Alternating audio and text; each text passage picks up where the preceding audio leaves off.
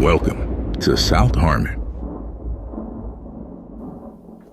What's good, everybody? Wednesday night AMA. We are live and in the building an hour early. So Dude, you can't. this feels weird. I'm gonna be honest late. with you. This is Mike taught me a lot. Outside. It's weird. Yeah, Mike taught me a lot about trains in the like 8 minutes before the show here. I mean, I had a whole experience, to be honest with you. You guys missed it. You should be very specific with what type of train we were talking about, dude. My guy. Well, let's just say this. Well, that's fair. But Mike has, to be fair, he's taught me about other trains as well. I'm not talking about your Christmas set, you know. Jesus Christ. What? No, I have not. You have. You were in the industry of trains.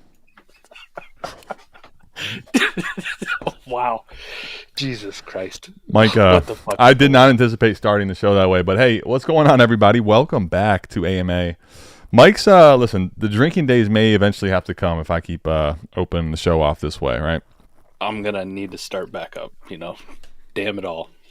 Yeah. Damn how I feel the next day. We just have to deal with it. Yeah. I was listening to a song randomly, right? Just got put on, and the essence of it, right? Because half of it's mumble. I don't know what the fuck was said for most of it, but the essence was, true. I just keep sipping, right? Like kind of making yourself sip, and it's like, damn, like I can kind of get behind that. I feel like I've been really dropping the ball there lately, and I'm gonna have to pick it up for a draft pretty heavily. Yeah, it's coming up, man. 3 weeks away. Can you believe that shit? No, I can't, and I can't believe a lot of things right now, Mike. But here we are, you know. Yeah, a lot of big stuff happening. Adam, there's a little thing down here, right? There, is it Pello in a train? Is that what you're pointing? You pointing at trains again, buddy. Come on, dude. So, not Pello. Listen, certified shit, Michael. We're doing multiple .its. So we're in the big of the IT world. I'll just give you a little pro quo. I'm not really sure how the specifics will work from here, but we're global now. Okay, when I say we, me, I took the liberty of getting us a mailing address in a foreign country to make sure these domains work out for the time being. No citizenship, nothing too crazy yet, but I won't say no to anything at this point, right? We're getting around the tariffs. Listen, with everything going on, we got to probably really make sure we're speaking of dotting our I's, right? We got to make sure we're doing everything right here. How about this though, man? Two of the guys always just constantly rocking jerseys left and right. Now got a partnership with Fanatics, buddy. Look at that. It's almost like, Mike, here's the thing, right? And during, very brief, I didn't get a lot of time with him, but during some of the time, I gave him kind of this idea of a pitch. Listen, I'm going to do this with or without you. I'm crazy, okay? But like, we're already doing it without you. But wouldn't it be nice to have somebody that might have a little shouldering of the load at some point for you? Like I know for me, I would love that. So let me be that guy, right?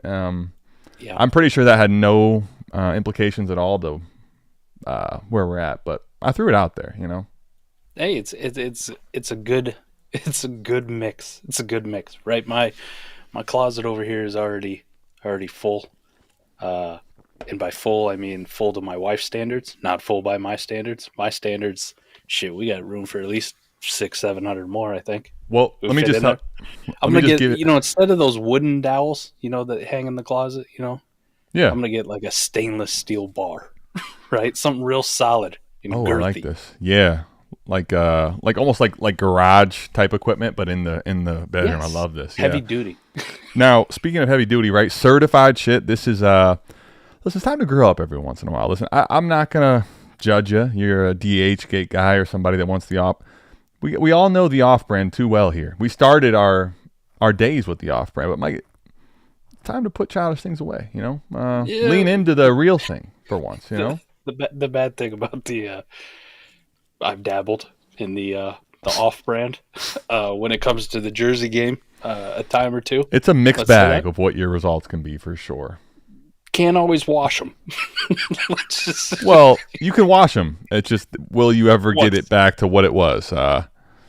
Stitching, certainly questionable, but Yeah, wash machine don't like it too much either. Kind of let me plugs just shit up. let's talk about it though. Certified shit. You go to the website here. Certified shit. Take a click over to our good friends now, Mike. I love that. The Keep Trade Cuddle dry reference, but for real. Our good friends at Fanatics. Mike, can I tell you that the one I did actually have, I forgot we used to sell them labels at Buckeye all that time. Yeah. Oh, shit. So it didn't get me, believe it or not, the label buyer at Fanatics, absolutely no way, shape or form, any connection to anything that I'm looking for here. But Mike, here's what the deal is, right? You go to this link. You can use any promo code you want right now. So just basically go make your purchase as you normally would. Just know you're supporting. You're a part of the family, right? You're a shithead. You're certified a shithead if you go take a look at this. But basically all this does is get you a link to the normal Fanatics website shop as you normally would, which I got to get that out because here's the thing, right? Like, let me just tell you, right? I was thinking very strongly about, like, do I really want to get a Fields jersey? Like, I kind of want to lean into this just for if he does do well. Like, if he does poorly, everyone's going to look at me the same. That's the old goofy idiot, Same right? way we look at you with your Trey Lance jersey. Exactly. But see, Mike, there's two things about this, right? You're going to look at me dumb. I'm going to have terrible takes. But here, let me give you one. Noah Fant. I mean, Mike, the amount of time I spent, not just in buying a jersey, but digging into research, hyping up Noah Fant, right? Yeah, Bro, here's the thing with this Fields, right? This Fields jersey. You think about investments. Why do I have to try to act like I'm going to be investing in 4-year plus purchases of jerseys anyway? That's a complete fucking farce. Dude, I can show you. Listen, this Noah Fant, I mean, he's still there. Toast, right? DK Metcalf. Same season, bro. Two Seahawks, 2 retros. New jerseys, guys. Literally, I mean, I guess they're not no value, but you know who really? Maybe someone's a DK homer, right? Okay, fine. Dude, you're gonna be like Fizz at the Expo with all those Des Bryant jerseys. You know what I mean? Dude, Mike, here's the thing. We're just getting started, buddy. We're just getting started, Playboy. Right? I got where is it here? All right, I got so many fucking jerseys. I can't even get it off the rack. Here, how about this Amari Cooper? It lasted all of what? You got a couple seasons out of it. No, I bought this offseason. So what are we talking? We're talking 4. Was it 4 weeks? I'm trying to remember. 3 or 4 weeks I got out of this one. Whoops. Whoops. So somebody just fact check it for me. I'm okay with it, but hey, there's that one, right?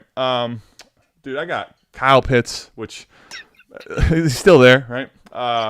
But Cam Akers, I mean, bro, it's listen, I could keep going, okay? I've also cleared out some recently. I got rid of the trade. My whole point here is, listen, I'll be the person that you can lean on as the poke fun at. If Justin Fields gives me 2 years in New York, Mike, he's going to smash my jersey expectations, right? Yeah. Smash it, destroy it. I mean, I'm excited for him to do better than people are expecting him to do, I think, is what I will say about it. Number 7, not super high on the number, but super high on the player, and I don't know. I might do it. Dude, I just might do it. I started dabbling into college jerseys, right? I go into college jerseys, which kind of feels like the safer bet. You know what I mean? Because the progression is that they go on to the NFL. But you'll always remember the college jersey. It's not like, oh. Hey there, slut. One time they Speaking of Florida Gators, Anthony Richardson jersey, we almost forgot that you got one of those. Listen, that was you know what's crazy? That was sorry. There's plenty of other ones that are. This one's bad, but there's other ones that meet the high end part. Bello says, make sure you tell us what jersey you're going to get next so we can avoid them. Listen, what you guys don't realize is what I spent on jerseys this offseason is truly a number which just wouldn't do anyone any good to talk about, right? But, Mike, I did that because I wanted to see if it's possible. Like, is it actually possible for me to just career ruin, like, 10 people? Like, if I get 2 or 3 jerseys, sure, right? Mike, for the record, 2022, I want you to give you the 2022 offseasons I purchased. Mm-hmm. Kyle Pitts, Cam Akers, Trey Lance, all, like, you know, right before the preseason. Literally, I don't think you could get a worse scenario of finishes for that. But I got pretty close, though, dude. So listen, Anthony Richardson, tough season, real tough fucking season, right? Amari Cooper, Noah Fant, DK Metcalf. What else we got? Godwin had an unbelievable start to get hurt. I don't know what you consider that. He's still okay in my book. Trying to think what else we had here. But my guy still threaded the needle. I had a lot of misses, but Malik Neighbors, I couldn't kill him. And I could not kill currently rocking HN and what was it? Jahmyr Gibbs. But let me just tell you this. I'll give you one that's pretty bad too. I'll do that. This poor guy. This poor fucking bastard. Breece Hall? What he deserved it. He didn't deserve that, right? He's still there. He's still there. He's still there. But there was a point early in the year. I remember making a video about how Braylon Allen was going to take over the backfield. They were saying, but oh Jesus. Hey, well, Trip Crown. Here's the thing. I respect what your plea is, but the whole show and the whole idea and the premise is basically that we've now been given an extra rite of passage. We have to make poor. For me, to make poor purchasing habits and decisions. For you, however, though, you don't have to have the same bad luck as I do. Mike's had some misses, but let me just tell you, Mike has also had some absolute stone cold gems come his way too. Killers. I was just looking on their college stuff. I can go give me a Cam Ward Miami Hurricanes jersey, man. Dude, Thomas Tipple. Listen, I'm not. I can't even read it. I'm just so excited to see the name in the avatar. You know. Well, you got to put them on every now and then, Tom. And by every now and then, I mean every goddamn show. This is the only time I get to wear them. I'd never wear this shit out in public, ever. Like, I've never worn this is the thing. So the lengths of which, right, for just to basically put it on your basement in front of the camera, right? Like, it's kind of amazing. But that thing is, dude, that thing deserves, for it, right? We needed to do that for it. It needs to get a chance to walk around, you know, give some spending money to it. You know, the GLD, man. That's where I got them from. So if they want to hit us up with a sponsorship opportunity, by all means. I will say there's a lot of levity and excitement, but also just, listen, I hope this isn't actually affecting us in a negative way, because I am pretty bad at this whole fucking jersey. Yeah, I don't know if I would have showed game. Off your collection. Oh, well, no, here's the thing. I have a whole rack to Fizz's point. I got a lot of winners over here, buddy, but I would be dismissed to not acknowledging like this is a risky game we're playing. This is a risky game we're playing. Got a few, man. Oh, dude. Some of these LSU jerseys are stupid sick. So talk to me. You're on you made it into the outer space, right? You're in the stratosphere. What are we looking at? Dude, I've already made a purchase. I know Eric's made a purchase. We're humming. You know, I think I'm gonna ride with my guy, man. You know, people are probably mad at me with the victory lapping, but it's going to continue because I was so goddamn right. That doesn't sound like you. I think I need a Jaden Daniels purple LSU Tigers jersey in my life now. Yeah, you know what? It's already become a classic. He's a year removed from college. It's become a tried and true. You know. I don't know, man. As soon as I scroll down a little farther, I see a Justin Jefferson #2 purple as well. That is also that's pretty sick. I'll just tell you, Mike, you know, because I want to make sure that I'm not just continuing to, one, purchase for myself, but two, take so many shots at just burnt. You know, the fun goes out the window. The jersey goes out the window. I get Mike a jersey. So I have a surprise jersey coming for you, all right? Okay. It's somebody that you're I was just going to say what's interesting about you talking. That was Jaden Daniels, so that was your ride or die, so to speak. But you have a lot of these truthers, just to give you, you know, like you say that, and I'm like thinking, you know, I'm counting almost to my toes. Like which one of these are we talking here? Which one of his guys here? Jaden would be the main one. Oh, speaking of which, it's a perfect segue. While we're just piling on for me, I definitely never turned down a Travis Hunter Colorado Buffaloes jersey either. Just saying. Is that in your like peripherals right now? You can't say no? Yeah, the white one. The white one. Black looks dope too, but that white one. Oh. Doing terrible things. Listen, T-Rock, I do have standards though, okay? I'm not going to go to this low of well, don't worry. If Scatterbo fails, it's not because of Adam buying a jersey for him, it's because he runs a 4.740. and because he's self-declared best running back in the game. Yeah, that's how he's gonna fail. I'll be honest. I love the bullishness though, right? Year 2 removed from Sacramento State, going to the top and not afraid of it. Here's what I wanted to give you. Okay, Mike, I'm doing everything I can to make trades, and I'm just getting a combination of stonewalled plus like, all right, I'm not going to get frustrated and walk away from this, but I know what you're doing, okay? But this is going nowhere promising, right? Kind of the same old, same old shops that I've been in and out of, and they're certainly not the Fanatics of the world. They're not the certified shit. I haven't made a lot of purchases there. Kind of been in and out. Seen the storefront. Mike, basically, what I'm sending out to him in 3 different type of ways. Like, this is what I'm looking to get done. Like, what would it take to get this asset? He just responds with, no, I'm not interested in this type of a thing at all. No. However, like, listen, Mike, basically telling me, no, we're not doing anything, but hey, let's have a discussion. Let's do a little foreplay, even though nothing's coming of this, right? Like, now he wants to have this out conversation. He starts off with, because I take in this league, of course, Caleb Williams at 101. And you know what pick he had? The one was turned into Jaden Daniels. Oh. And Mike, can I tell you? Oh. It was tough, man. It's not like I didn't have it all year. Like, if you guys weren't here, I know most of you were. You probably all were. I had to deal with Mike, and he deserved to be happy. However, I wasn't happy on the other end every single time, right? And I got the whole thing. I got to see every inch, as Mike likes to say. He asked me, did you like that pick at the 104 of Jaden Daniels? No, I didn't fucking like it. As a matter of fact, I hated it. Are we talking trades, or you rubbing one in my face here? What are we doing? You know? He's got to get back at you, buddy. We've never made a trade in 5 years. Now, you want to have small talk with me? I will show up at your house. I don't even know where you live. I got a mailing address out of the country. I will show up where you are. Promise. With the mailing address out of country. Listen, I will show up at his house. No, I mean, Mike, we haven't made a single trade in 5 years. You want to have small talk, like? So it's not going well for you. No, it's just I know I make the effort, right? I try, and I know what's gonna come of it. Nothing, but we try. You know, you got to go through the motions.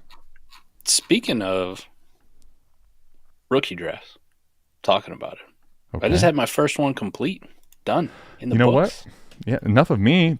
Tell me, Barry's Triple Crown is off to one leg. Come on. It's off. First leg done, man. Shout out to DB for setting this league up last year. I had the 5th pick.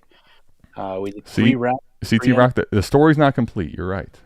Real league, real money on the line. No bullshit. People got to put their nuts on the table.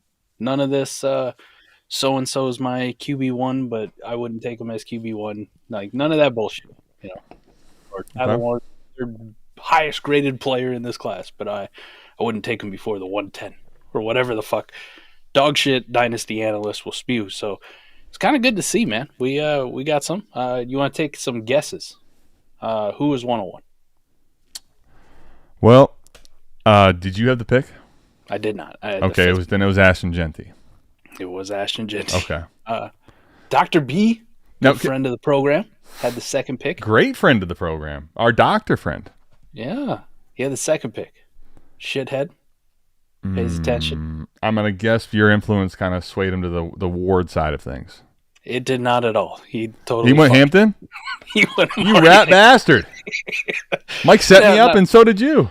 To be fair, it's a 12-team, best ball, PPR. I don't know how many starters. Sounds like a very heavy quarterback league, you know? Point per carry, there's a little bit of juice to the running backs. All right. On the old warp graph. Wide receivers are probably the weakest. Yeah, so like you kind of understand that. But, man, I thought Dr. B was one of us. Turns out he's not. He's not. We might have to kick him out, man. Well, to be fair. No more Doritos. To be fair, I feel like, I'm not going to go as far as Trip Crown. Mike's head's perfectly sized for me.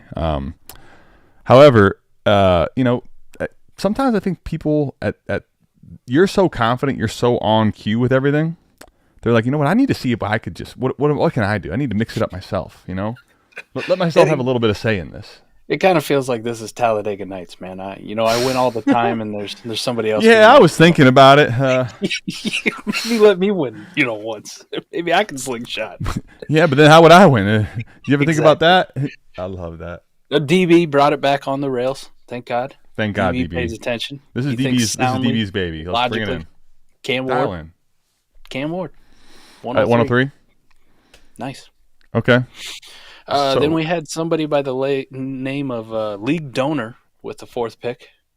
Took enemy of the show, I guess, at this point, Tet McMillan. Wow. At the 104. Dude, League Donor, he doesn't know it yet, but we can see it a mile away. Yeah. All right. And fresh off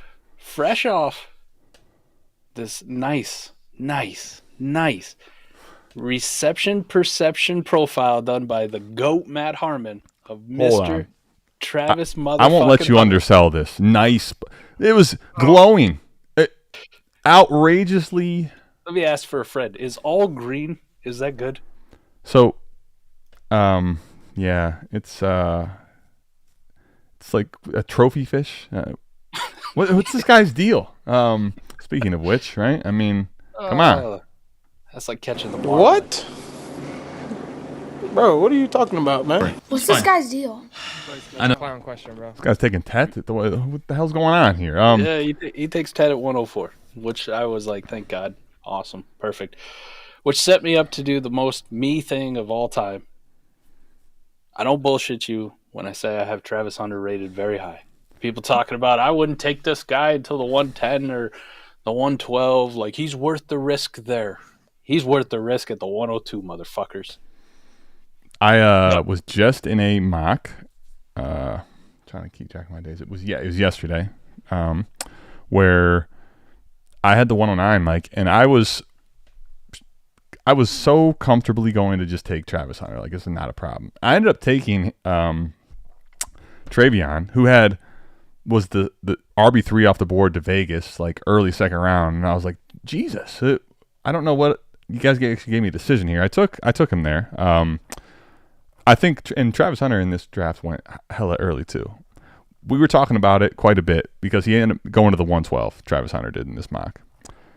It's easy at 112, and as you're looking at the players that go across the board, right? So at 105, you take Hunter. So like if you just look at whatever 106 to 112 is, right? Like if we just say all these things being equal, we don't know if Travis Hunter's what his snap share and offense is going to be, right? We can have our biases and think about it. We don't really know. But if you think about the range of outcomes, if Travis Hunter hits a double, you don't have to get it crazy, a triple or a home run. He's going to probably smash the best case scenario for all the large majority of the people that you're drafting in front of him. So the upside is obviously leaning one way, and truth be told, there's not like this crazy safe floor with anybody outside of maybe the first 2 or 3 picks. So that's what really baffles me about the Travis Hunter still being later, in my opinion. Really hasn't anything changed for me with pro days or anything like that. But after the combine, is pretty solidified in saying this. There's only 3 players in this class I can see with the potential to be top 5 in Dynasty at their position, right? 1, Ashton Jeanty is going to be in there. I mean, Genty's already in there because I fucking keep trading by default 3 or whatever. Yeah, right. Whatever the fuck he is.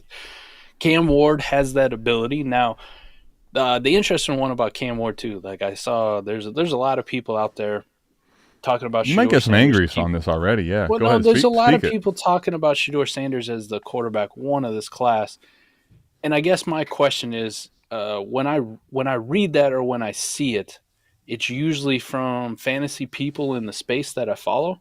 Mm. Now, Shedeur Sanders being QB1 of this class is probably a real correct take if you're talking NFL future. Sure. Okay.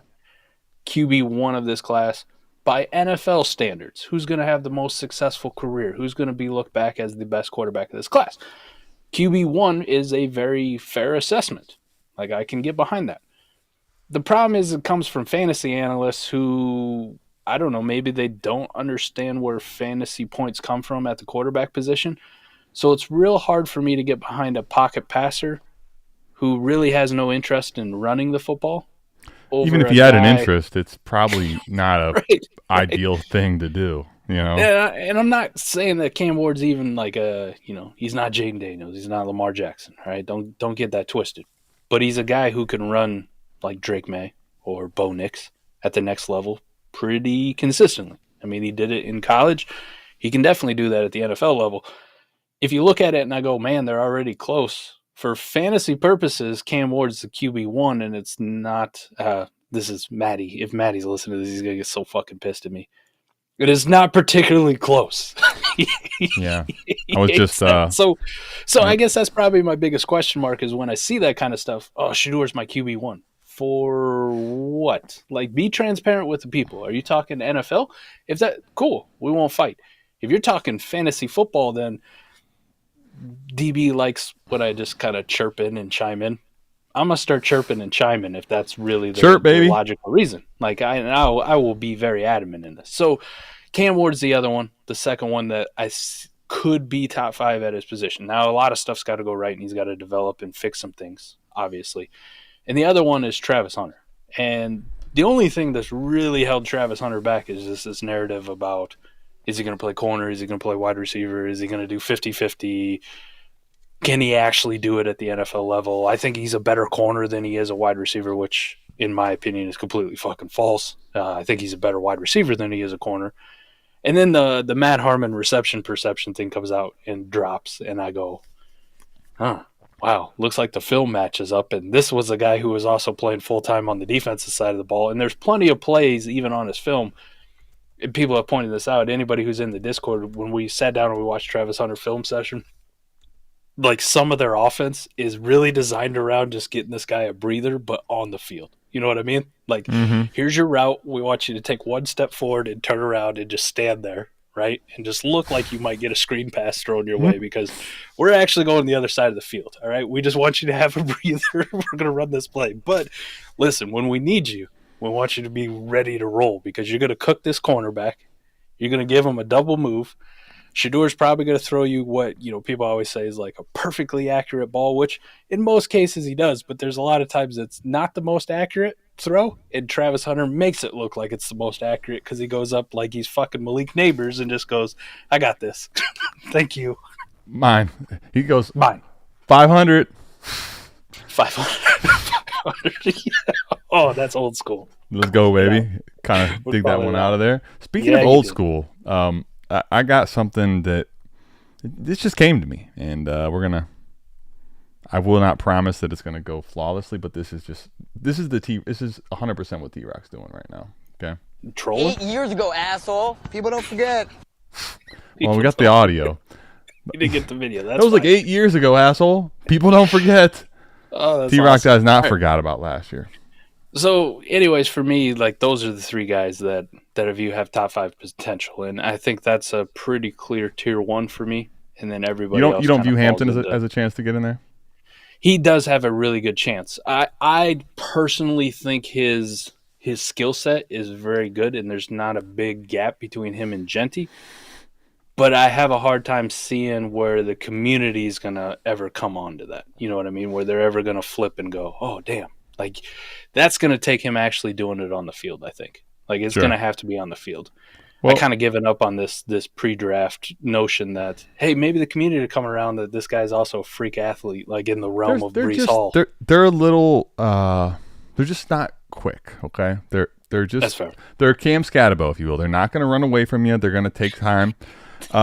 Dude, but here's the thing. Amari Hampton actually is up 11 spots at the running back position, and he's running back 9 right now.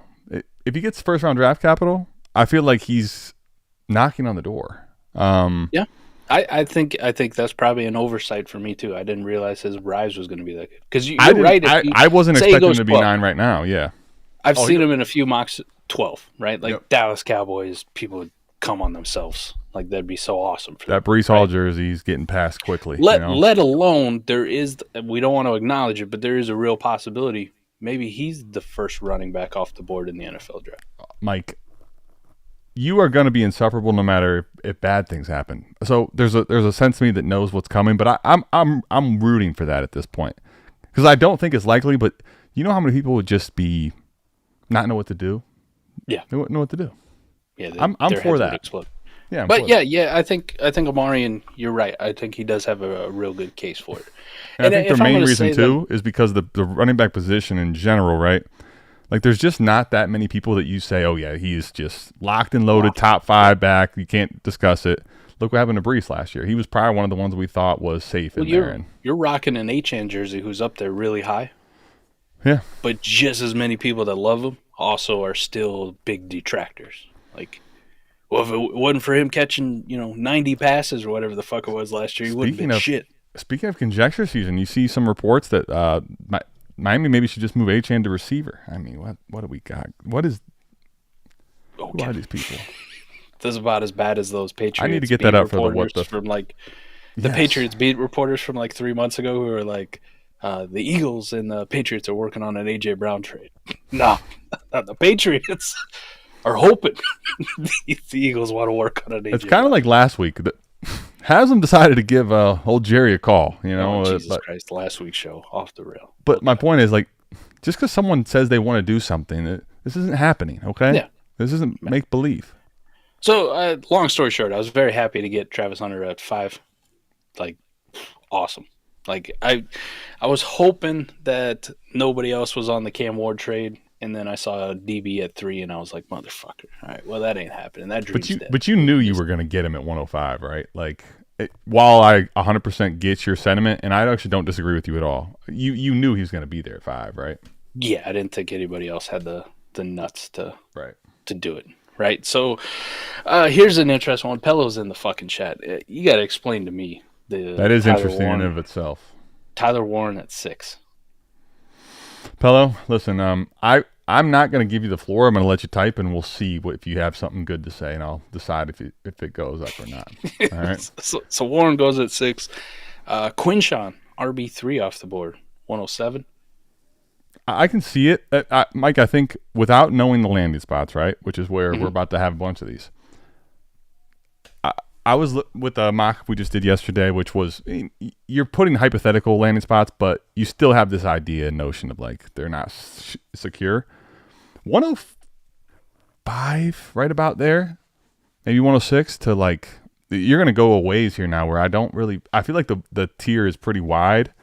It's not that I dislike players in that range. I just don't feel like they're any realistically more valuable at this current time with what we know than 3, 4, 5 picks later. Yeah. His teammate Travion goes right after him, 108. I mean, without knowing landing spot and draft capital for those two, we're just kind of shooting your shot. It's just a shot in the dark. I prefer Quinshawn to Travion. Not that I think Travion's bad or anything, but Eric takes Travion, which Ohio State fan. You knew that was going to happen. Eric Van Eck, I mean, the guy just gets whatever he fucking wants. Huh? He just sits there. It happens. Luther Burden at 109. Where are you at with Luther right now? You like that there? If Travis Hunter didn't exist, Luther Burden would be wide receiver 1 of this class. So, yes. No, you don't. We prefer actually now that you don't. I thank you. But we'll pass. Yeah, I'm good, man. No, Phil, you can tell us. Go ahead, buddy. I mean, Tyler Warren at the 106 is that was it was a great pick if it was in the second round. That's where I'm at. You know what's crazy? I'm thinking through this. Maybe. I'm thinking through this, right? Just for the sake of, let me be neutral on this. Let me not, get all aggressive and hostile. Let me think like a normal person. 106, right? Regardless of the class, the people that go in that range at tight ends, the only ones I can think of recently is literally Pitts and Bowers. Yes. Just now, this is not a attack of the person or even the versatility of one Tyler Warren, but that's all I have to say on the matter. I stop there. All right, so Dr. B disappointed me by not taking Cam Ward at 102. He totally redeems himself. I thought we were friends, Dr. B. Oh. He totally redeems himself. He's got the 110. He took what's supposed to be, really looks like, probably going to be a first-round NFL drafted quarterback in Shedeur Sanders in a Superflex best ball league at the 110. I thought you were getting ready to tell me. No. He went against the fucking grain and he took Jackson. Oh, I was getting ready to go crazy. Let's go. Colston Loveland, another tight end, goes in the first round at the 111. Man, there's a lot of Loveland in tight endland, you know? Yeah, there is. Emeka Buka, 112, rounding out the first round.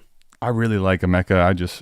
It's so tough without knowing draft capital landing spot, but it's appropriate. 112 is fine. This guy named League Donor redeems himself. Caleb Johnson at the 201. He had the nerve to come back. Yeah. He did redeem himself. Wow. Yeah. Good for you, buddy, you know? Dr. B takes Matthew Golden. Hey, Dr. B, enough with the picks, okay? He does all right. Pello, though. Pello, all right, back? even though you fucked up, you took Tyler Warren in the first round, took a tight end. Again, another quarterback who's really sounding like he's going in the first round. Jackson Dart. Did he shoot his dart? Okay. I mean, listen. 203. I feel like if we could fast forward in time right now, second round, Jackson Dart's still on the board. Nobody should be shocked, right? But I'm going to tell you the truth. I'd be a little bit. I'm not going to say shocked. I'd be a little surprised at this point. Seems like he's got enough buzz around him to where he's going to end up being a middle to late first round pick, more than likely. It seems. Really sounds like it. Yep. Really sounds like it.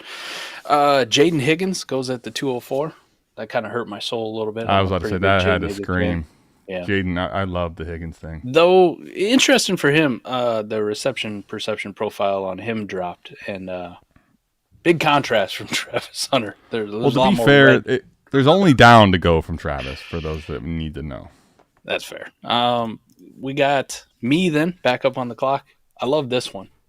I was kind of upset that Jackson Dart went. I was upset Jaden Higgins went. I was like, Mike, are you just looking at things around the room and saying you love them? Yeah, I was upset. But Trey Harris fell to me. So I can get on board with Trey Harris, man. Okay, so because you were talking through it with Trey Harris or Higgins right now, just what you know, who you taking flat out?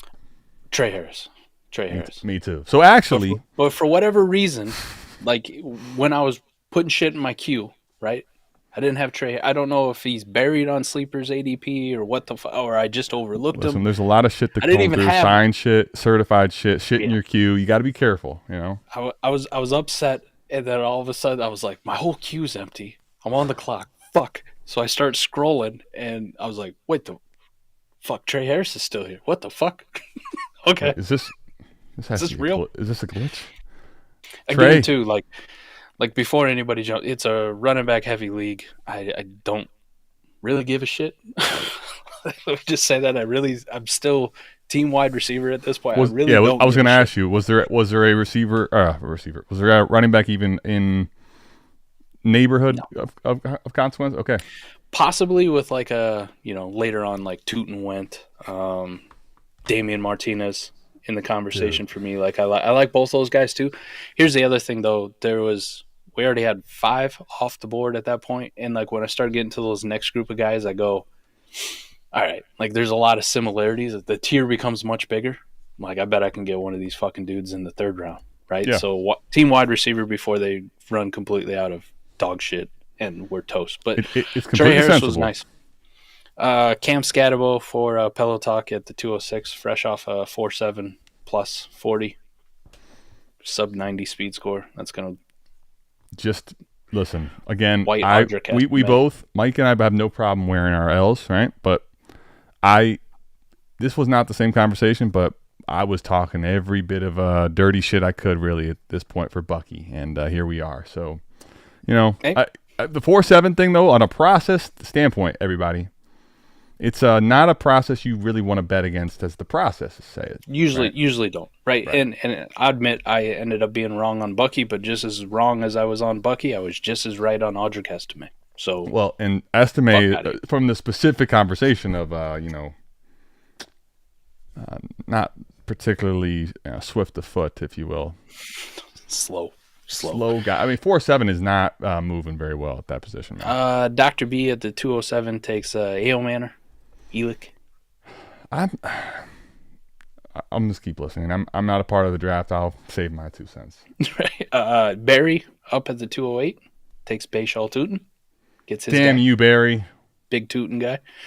He's a 209, big Tootin guy. we get another tight end. Like, this is where the other tight end should have gone, somewhere in this range. Can we discuss just for a moment? I really don't normally ask the specifics on this because it's not. Can we talk about how heavy this premium is? Because I got it. 175? 175? So it's just that, like, we think about it. Okay. Mm-hmm. You start to think about it. I got the warp graph for the league is not great. I'll tell you what. While you continue to do a marvelous job, magnificent job, certified job, if you will. Like that? Yeah. I'll pull up the warp and put it up for everybody. Okay, go ahead. You can just look at last year. Like, it didn't really matter that much, so no one gave a shit. Mason Taylor goes at the 209. There's your third tight end off the board. Jalen Knoll to Dr. B. Dr. B had a lot of picks. Dude, I was about to say it. I think I've heard 6 or 7, but it feels like more. And what I'll say is, at this point, that is number 5 on the nuts. Wow. Hey, Dr. B, this whole pick hoarding thing, you got it going on. Now, what you do with it? Bless your heart, man. But we're rooting for you. Good friend of the show, Kirk's guy, Xavier Restrepo, goes at the 211. Where are you at with him right now? With off my board. Can I tell you?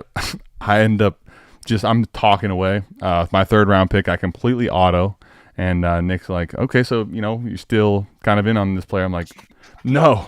Actually, I would have taken 4 or 5 people there, and let me just clearly say I apologize, but no, I'm not. Processing again. I saw his explanation for it. I don't give a shit because the film didn't look like he was the quickest or fastest. And when we put on Miami film, I don't think there was anybody in the Discord who walked away going like, God damn, this Xavier Restrepo is so good. He had to have a film like Hunter Renfrow. Him, but he had to have a film like Hunter Renfrow, right? Being that small, right? And perceived not athletic, right? Your film better look like Hunter Renfrow's coming out of college, where nobody can stay with you. Like, you are just a route god, a savant. Like, it's a clinic. And when he's out there, it's like, all right, he found the soft spot in zone. All right, it's man coverage. Well, he got clamped pretty hard. Or they busted the coverage, and that's why he was open. There wasn't ever a time where we're watching that film and we went, God, look at him just break this dude off. Like, we've watched much shittier Holy shit. receivers. Did you see that? We've watched much shittier perceived receivers and had a much better reaction to them running routes than we did. As if we were like in the, gentleman's club type of thing, like, holy shit. Unless the NFL tells me different with draft capital and the landing spot's good or whatever. Like, if you get the whole Cam Ward, locker room narrative, if he's like a, I don't know, late 2nd, early 3rd round pick, something like that, I'm good. I'm good right now. So in pre-NFL rookie drafts, everything's telling me just go somewhere else. Let somebody else do it. So hard fucking pass. Yeah, it's one of those things. Listen, if it comes back and bites you in the ass, you deal with it then. For now, I don't care, right? Yeah. Jalen Royals finish out the 2nd round. Got some Jalen Royals fans. Must be somebody definitely listened to D-Bro. Hey, Peter. Listen, I love you to death, right? But we're trying to just do this the honest way, right? But just a couple cents here and there at a time, like, nickel and dime you. You can do the whole watch that ad for 15 seconds. You could premium it. I don't judge either way, but Peter, you want to see my Peter? That's the kind of the rules, Hey, this was probably my favorite pick of the whole draft, right here, 301, Jalen Milroe. Dude, okay. Mike, I wanted him when I realized that I auto-picked with Jalen Milroe on the board. I absolutely crushed. I reversed, spit. It was bad, dude. As much as I like Knoll, or do you know where his landing spot was too in this? It was 3rd round, but think about this: the Steelers don't have a addressment at the quarterback position. No. So, you think Rudolph is gonna No. He's going to probably play they're at some talking point. Aaron Rodgers, even if it is Aaron Rodgers, that's what, 1 year, 2 years tops. Dude, you know what? Good for Rodgers, though, right? I mean, think about how poor it is for him, like how bad of times he's on. Like, he is just milking this right now, right? Barry brings us up to pretty sizable point per carry, and we always think weighted to the running backs. You know what's also weighted to? Running fucking quarterbacks. Quarterbacks that run, probably close to 10 a game are going to get a nice little bump, too. And this guy just got him at the 301. I tell you who had that pick? The Ashton Jeanty guy, J Kink or JK, whatever. Holy fuck! I mean, listen. If Trey Harris wasn't there and I didn't just go Trey Harris, if I'm faced with the choice of Scatabo, Tootin, Mason Taylor, Noel, Royals, like any of these dudes, I'm taking Jalen Milroe at the 205. I'm just saying, fucking damn the torpedoes, boys. We're either going down with the fucking ship or we're going up in the rocket ship. It's one way or the other. I like to try to big brain things and think a lot out of the box. Sometimes you don't have to make it very difficult. It's not very difficult. It can be easy, Yeah. We haven't got to this guy on film session yet. Hopefully we'll be able to cram this shit in before the actual NFL draft because there's a lot of interesting things. Production profile is good. Athletic testing was phenomenal for the running back position. DJ Giddens, Dr. B, another pick. Kind of like that. Dr. B, the cleanup, right?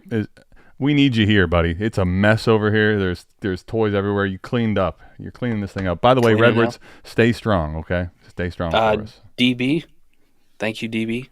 The slide of Damian Martinez finally ends. You want to talk about an impressive film session? It was watching Damian Martinez run the football.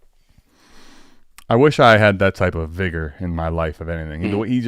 He's aggressive. He knows what he's doing.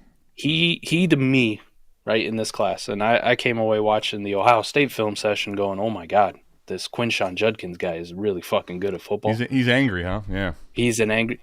Damian Martinez is Quinshon Judkins, just not quite as athletic. How about that? Like, and not that he's a bad athlete. He's not Cam Scatterbo level bad. Like, his RAS score looks really good for Damian Martinez's size. His 40 was very good for his size. But he runs just as angry. I don't know if he's got a lot of chops in the receiving game. We didn't really get to see it because he split so much with Mark Fletcher and Jordan Lyle, the freshman. Lyle, yep. Yeah, you didn't really get to see it.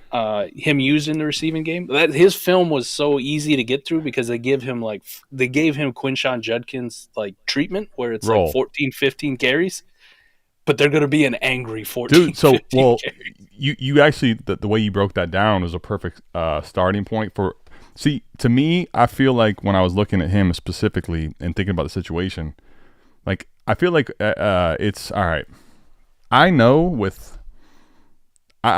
my opportunities are going to be, right? I kind of have a portion that's very clear. Like, they've cut up everyone's meal, and we're going to wait till it gets cold. Now I know exactly what I'm going to do. He's almost seeking contact. I want to make sure I get the most out of every fucking carry I get. He ran knowing that he might not get all that many, just reps at the position for a guy that's as talented as him. I think he did. He kind of to your point of angry, I feel like when there was an opportunity for contact, he wanted to impose his will. That's his way of letting himself get hyped up, but also let everybody know, I'm him. And I think he's actually quietly a really good overall athlete too, that I think is it's underrated at this point.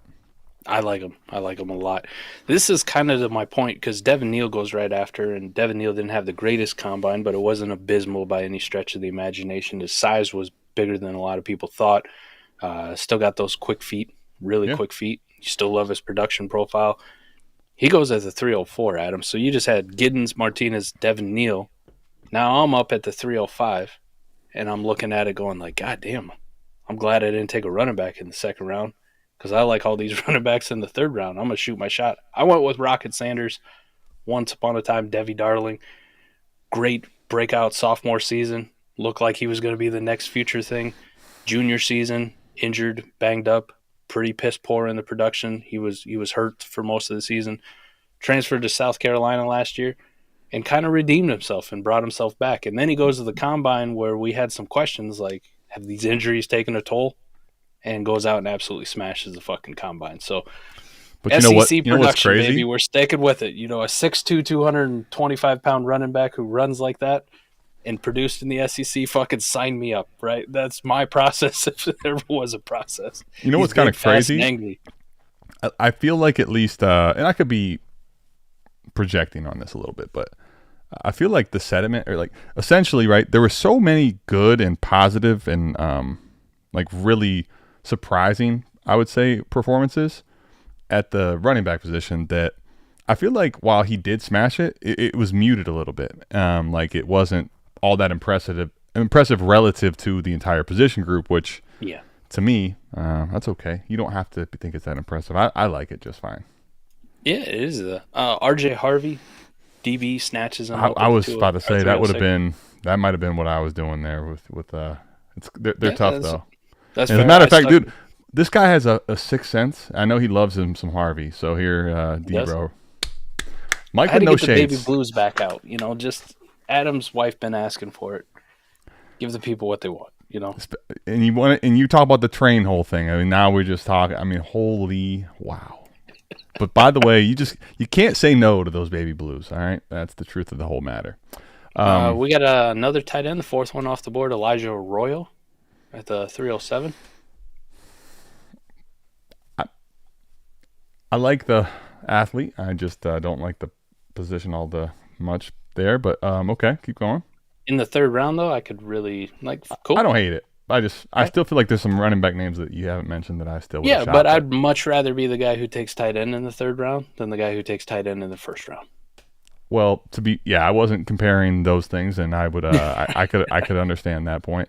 I will say I'm curious to see how he does. One of the things last point I'll make about just the position in general, and he's going to be so great. We've had some tight ends actually that had good draft capital, had overall incredibly strong community buzz, and have flopped a lot like a Dalton Kincaid. But anyway, neither here nor there.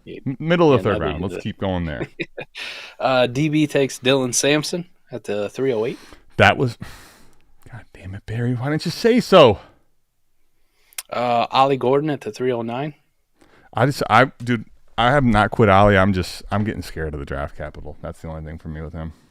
Taj Brooks at the 310. You're talking to me. You're talking my language. Keep it up. By far and away the worst third round pick. Jordan James at the 311. Okay. Yeah, I'm out. No. Really? Man, we had Gut is very, very pro Jordan James. No. I promise I'm a messenger. However, he tried to convince me on Bucky multiple times, and now I'm just like, you rat bastard. I don't know what to do with it. Maybe he's got it. I don't know what to do with this here because I've not been much of the Jordan. I don't see it with Jordan James when I've watched him in game, when I watch film. But people that I think have good overall viewpoints. And this is one I don't see him as they see him as like a really strong 3-down skill set player. I don't know.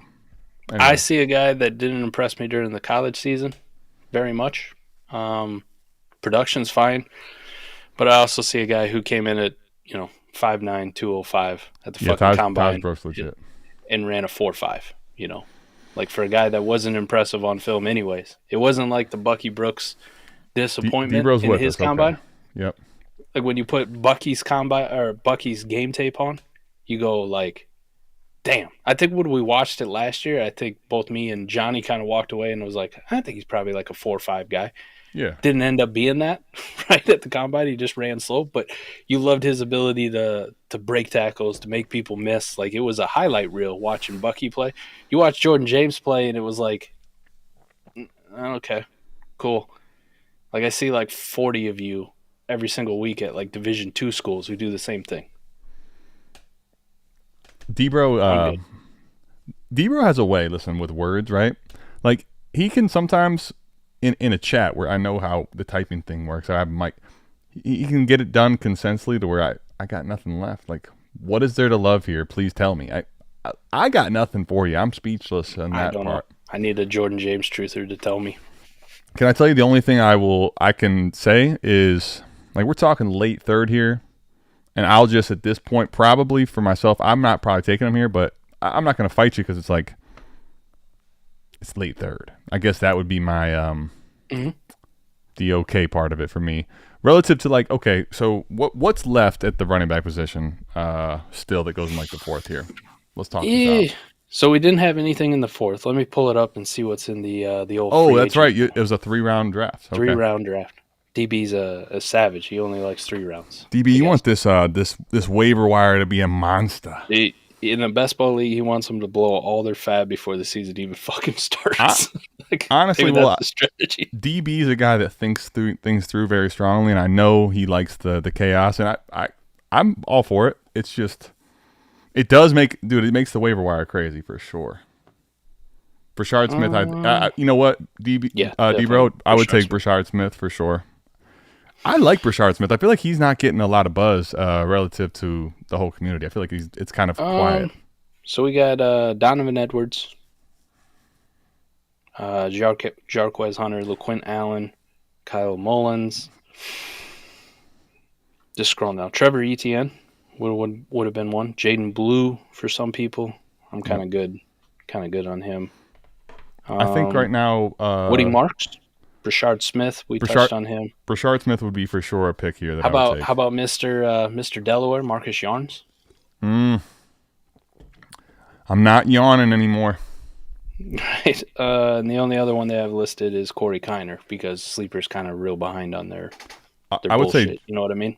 Yeah, you know what, I'm quietly, I don't even know if I can call myself a closet Jarquez Hunter fan anymore. I kind of really like Jarquez Hunter too. If I can get him in the fourth, it's gonna be like auto pick every time. Yeah, that's fair. I don't mind him at all. Rashard Smith and Jarquez are the only ones for me where I'm like, clearly I'll take him. I'd probably take Etienne ahead of him too there. Jordan James. Yeah, Jordan James. So it's not like egregious, but I'm with you. I think we're all on the same page. Well, I shouldn't say all, but a lot of us are on the same page. Finishing out the draft, Isaiah Bond. Where are you at with Bond? So again, I watched. We did Texas last week, and I watched their tape, trying to really get on board with this Matthew Golden thing, like really trying. And I'm not. I don't think he's bad. Probably my biggest takeaway though, when I watch him on film, I don't see that 4.29, that 40 pop. Yeah, I don't see it. When I watch Isaiah Bond run, I'm like, dude's clearly faster. Mm-hmm. A lot more explosive. And then somebody put on Twitter, I wish I could credit the source. They broke down like Matthew Golden's big breakout at the end of the year was all with Isaiah Bond hurt, which is also infuriating to me watching it. I also came away from the Texas film going, Quinn Ewers is fucking god awful.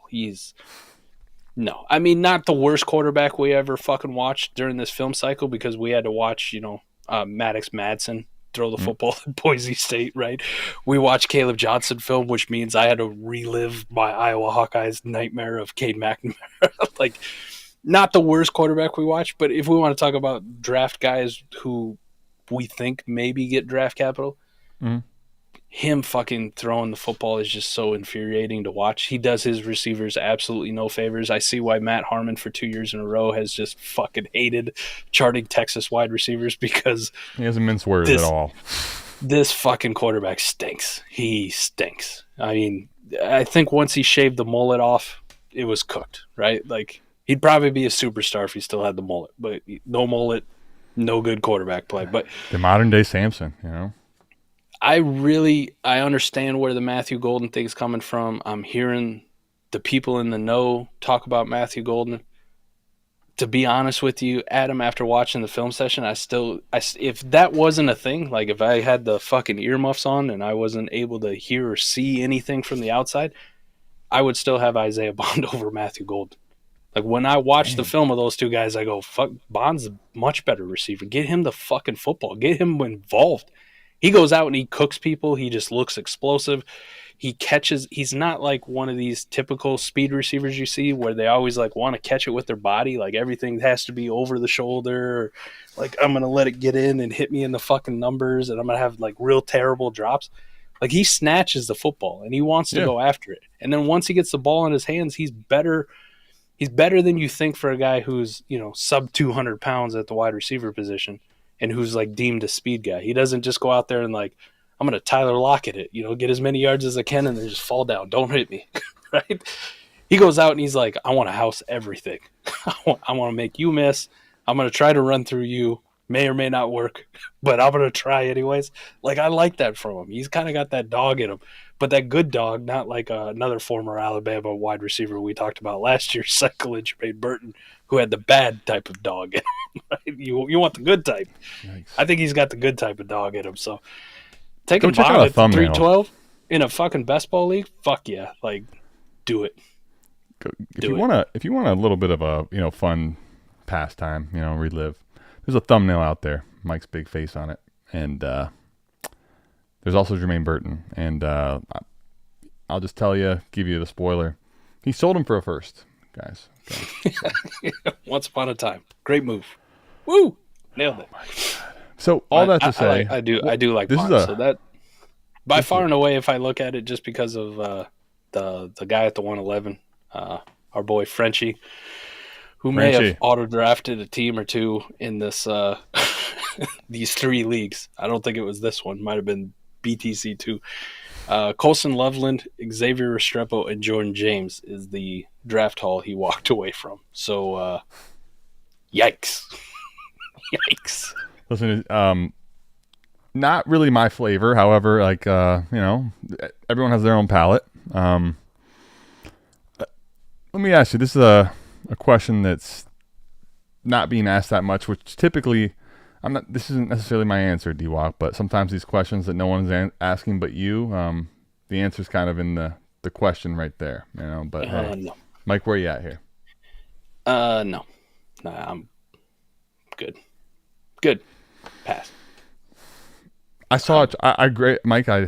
I did a little mini trade series for BDG, and Jalen Wright in the 402 was traded for Kamara, and I just why? So D-Bro's in here, right? And I'm gonna make a correlation between two prospects. I know D-Bro loves Jaden Blue, loves him.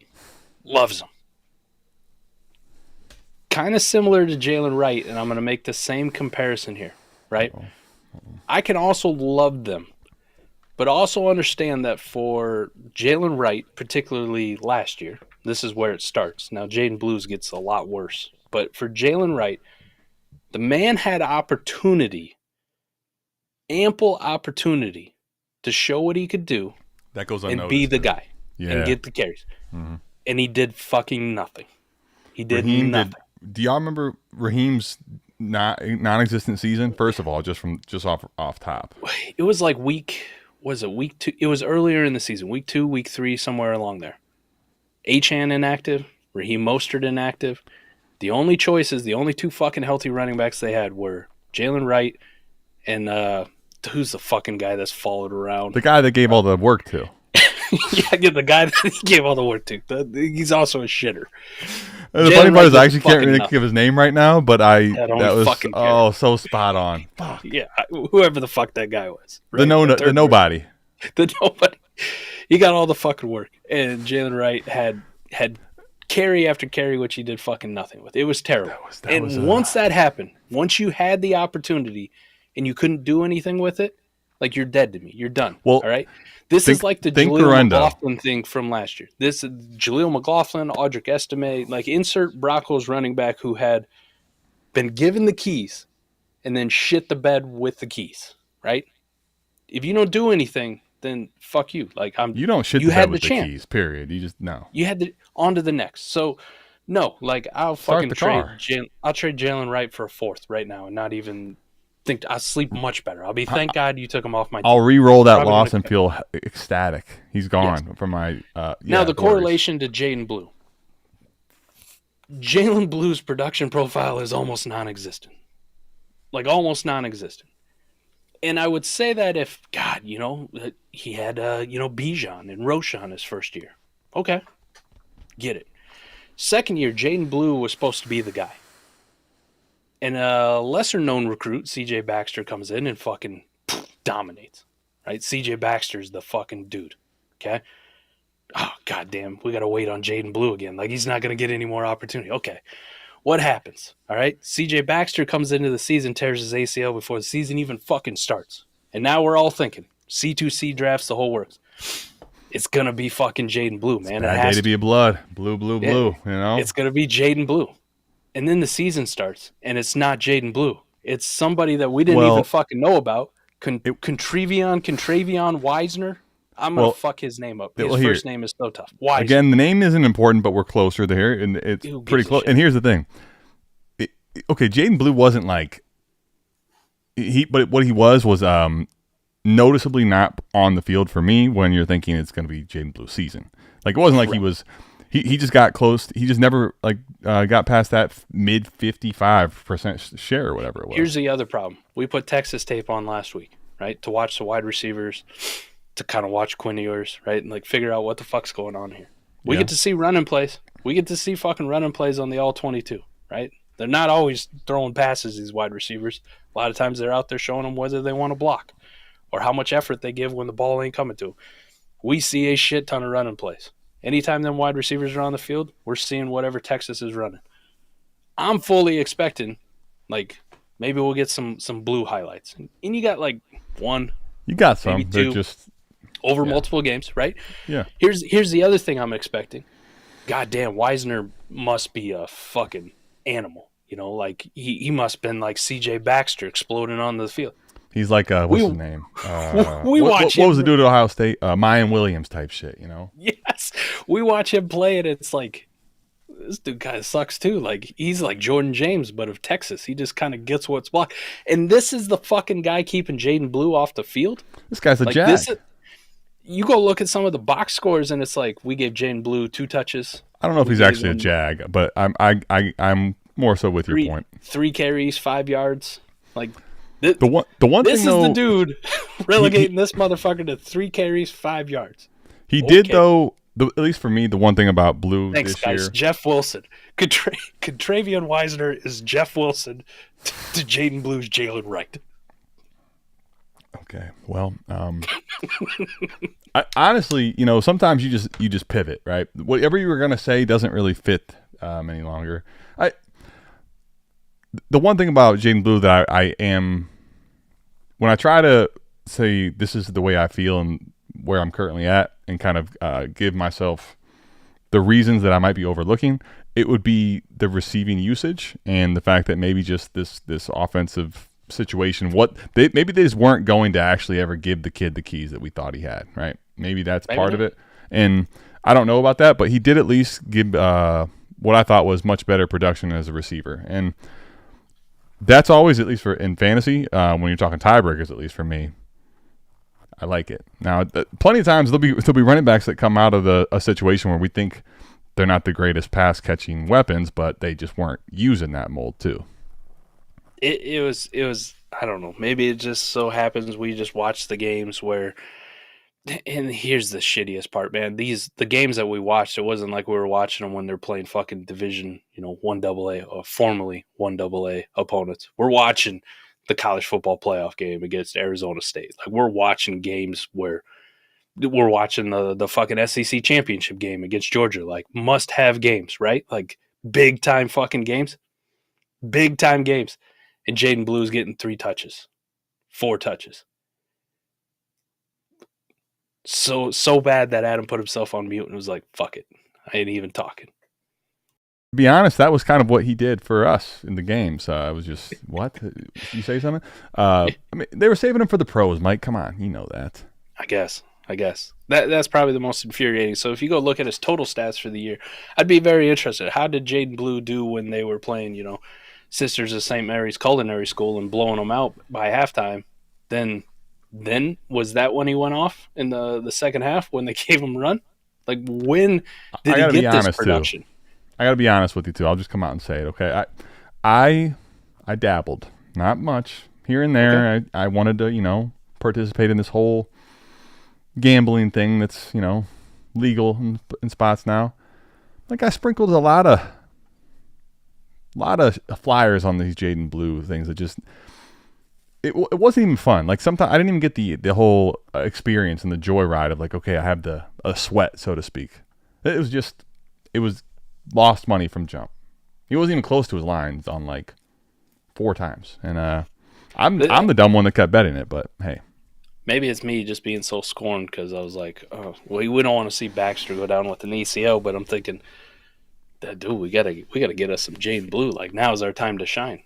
Because there's so much that is tantalizing about him, right? His receiving chops, right? His speed, right? He's not built bad either. It's not like, oh my God, this is a 160-pound running back that's going to get fucking nuked in the NFL. No, he's a put together dude. Yeah, he's a put together dude with speed. He looks the part, but he's more like one of those guys that you get off the bus first. Right? Like, get off the bus so the other team gets kind of intimidated about how good this athlete looks till we get on the field, and then, he ain't actually going to play because he can't unseat fucking Jeff Wilson in front. The one thing that's tough, right, is a guy like this where, talented player, I think I'll say still, and there's been a lot of high regard for him. And just if you think about this in sports, right, the longer this goes on, at a certain point, all that high regard just becomes complete and utter disappointment, and you just didn't live up to your expectations. You never became what the hypothetical upside was of yourself, and we'll see. Maybe he goes into a situation where he gets a chance to actually display more than what we think of him, you and I. I'll just say this, player profiler, tough deal, buddy. When you get Nyheim Hines as your best comparable. Fuck. Nyheim Hines is your Matthew, come on. That's just... Damn. All right. Hey. I think whatever you and I thought about, that's the killer for me. Holy crap. Is that real? Yeah, okay. I'm good. Maybe it's an April Fool's joke, so it's the second now. You know what? That's a good point. We got to give him a little bit of time to maybe come off of that one. Okay. You can come off of that. All right. Back to the shitting on Pello for his 106. Damn it, we were trying to be nice, Pello, but it's been too long. Let's get the kid back up here. Put him on stage. What do we got? 1.7 tight end premium best ball. Oh, God. Dude, this is my head. You guys don't understand this, right? I have so much fun, but half the time my head's in a blender here. I got 4 tabs, 5 tabs. Now I got 8 tabs open. The warp tab's open, but it's not completely pulled yet. We're going to get this up, though, okay? Don't you fucking worry. You had one job. Well, to be fair, I didn't have just one job, but I did not excel in any of the jobs so far. So that is the criticism that I didn't say your job was the easiest, by far and away the hardest. Oh. I just had to sit up here and recap a draft I already did. Here's the thing, right? Beginning to start to the expectations are now becoming a problematic thing for me, right? Like, he's just not going to deliver. Okay, here.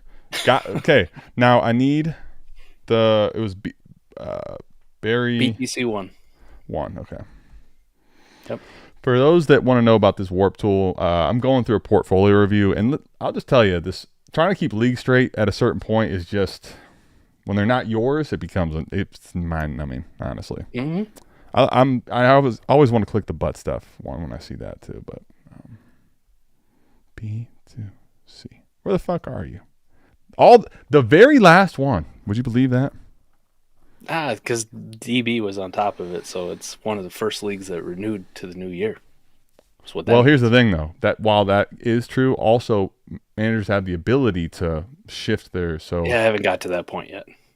I haven't got to organizing. I wasn't inferring that you did anything. I was just saying I was just stating the devil's advocate part. Right. Okay, we got it up. All right. So let's go screen share, shall we? I don't know if you guys want to see this, but we'll try it. We do. Let's give dude, I got some stuff coming, buddy, and I'm having a hard time keeping it to myself, but I'm going to for now. Okay. Good. Warp man. is life, man. Let's do this. So, maybe. Oh, it's accessing the screen. Well, no. My eCam is trying to pretend like I didn't give it access to the screen share before. Oh, no. Hold on. We'll just listen. This too shall pass. I don't know if it'll be fixed, but it will pass. This is riveting stuff, by the way. It's a good thing it's not the porn that you were watching before the show up on the screen. Honestly, to be fair, I may have turned off the permissions just to be safe. Might have been my thing. That's a good choice. No, good choice.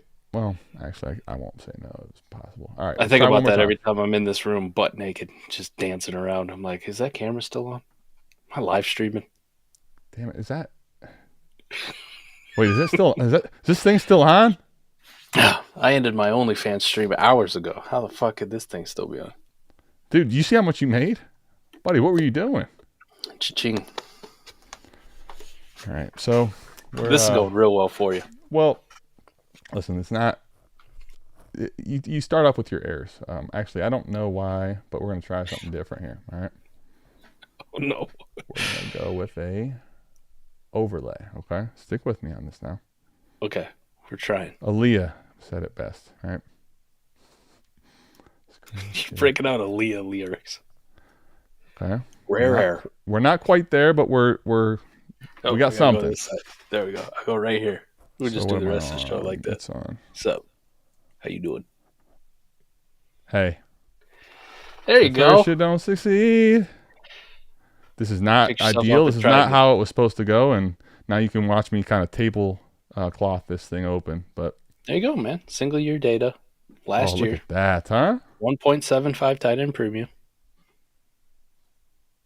Yeah, hover over that part So where here, it gets real nasty. well, here's now I'm trying to hover over it on the eCam, and I'm like, yeah, you're an idiot. Okay, so all right, Chase Brown pretty high. What are we looking at here? So this is a warp. Yep. This is why. All right, so you got your top 3 tight ends up there, right? All looking pretty decent on the graph. Mm-hmm. Right? You got Brock Bowers, you got Trey McBride, you got George Kittle. Good seasons, right? Yeah. If you want to look at Brock Bowers, he would have been the 16th most valuable player in the league last year. It's not bad. You got Trey McBride, would have been 19th, George Kittle 20th, Travis Kelce 34th, Jonnu Smith 46th.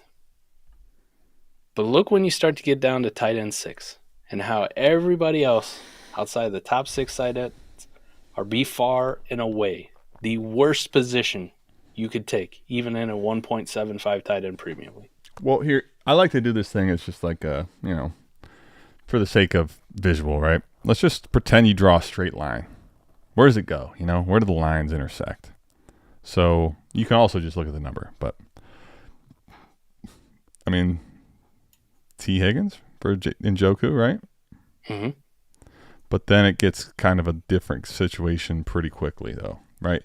Like basically, this guy, these 1.3s, 1.2s, it falls off quick to where, like 1.2 in warp, right? We're gonna go pretty far. We're gonna get to Chris Godwin for the entire season. Like that's what level. There.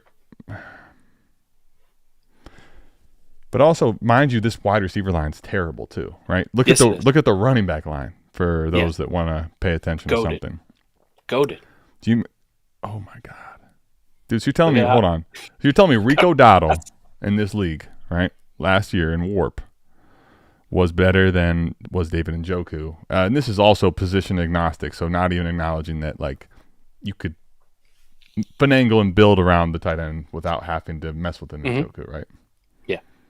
Yeah.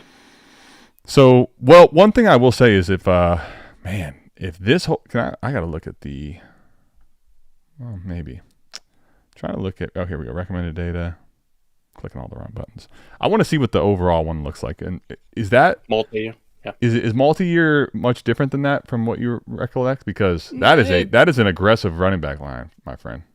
The running back line, obviously, for last year is going to look much better than the multi-year. Sure.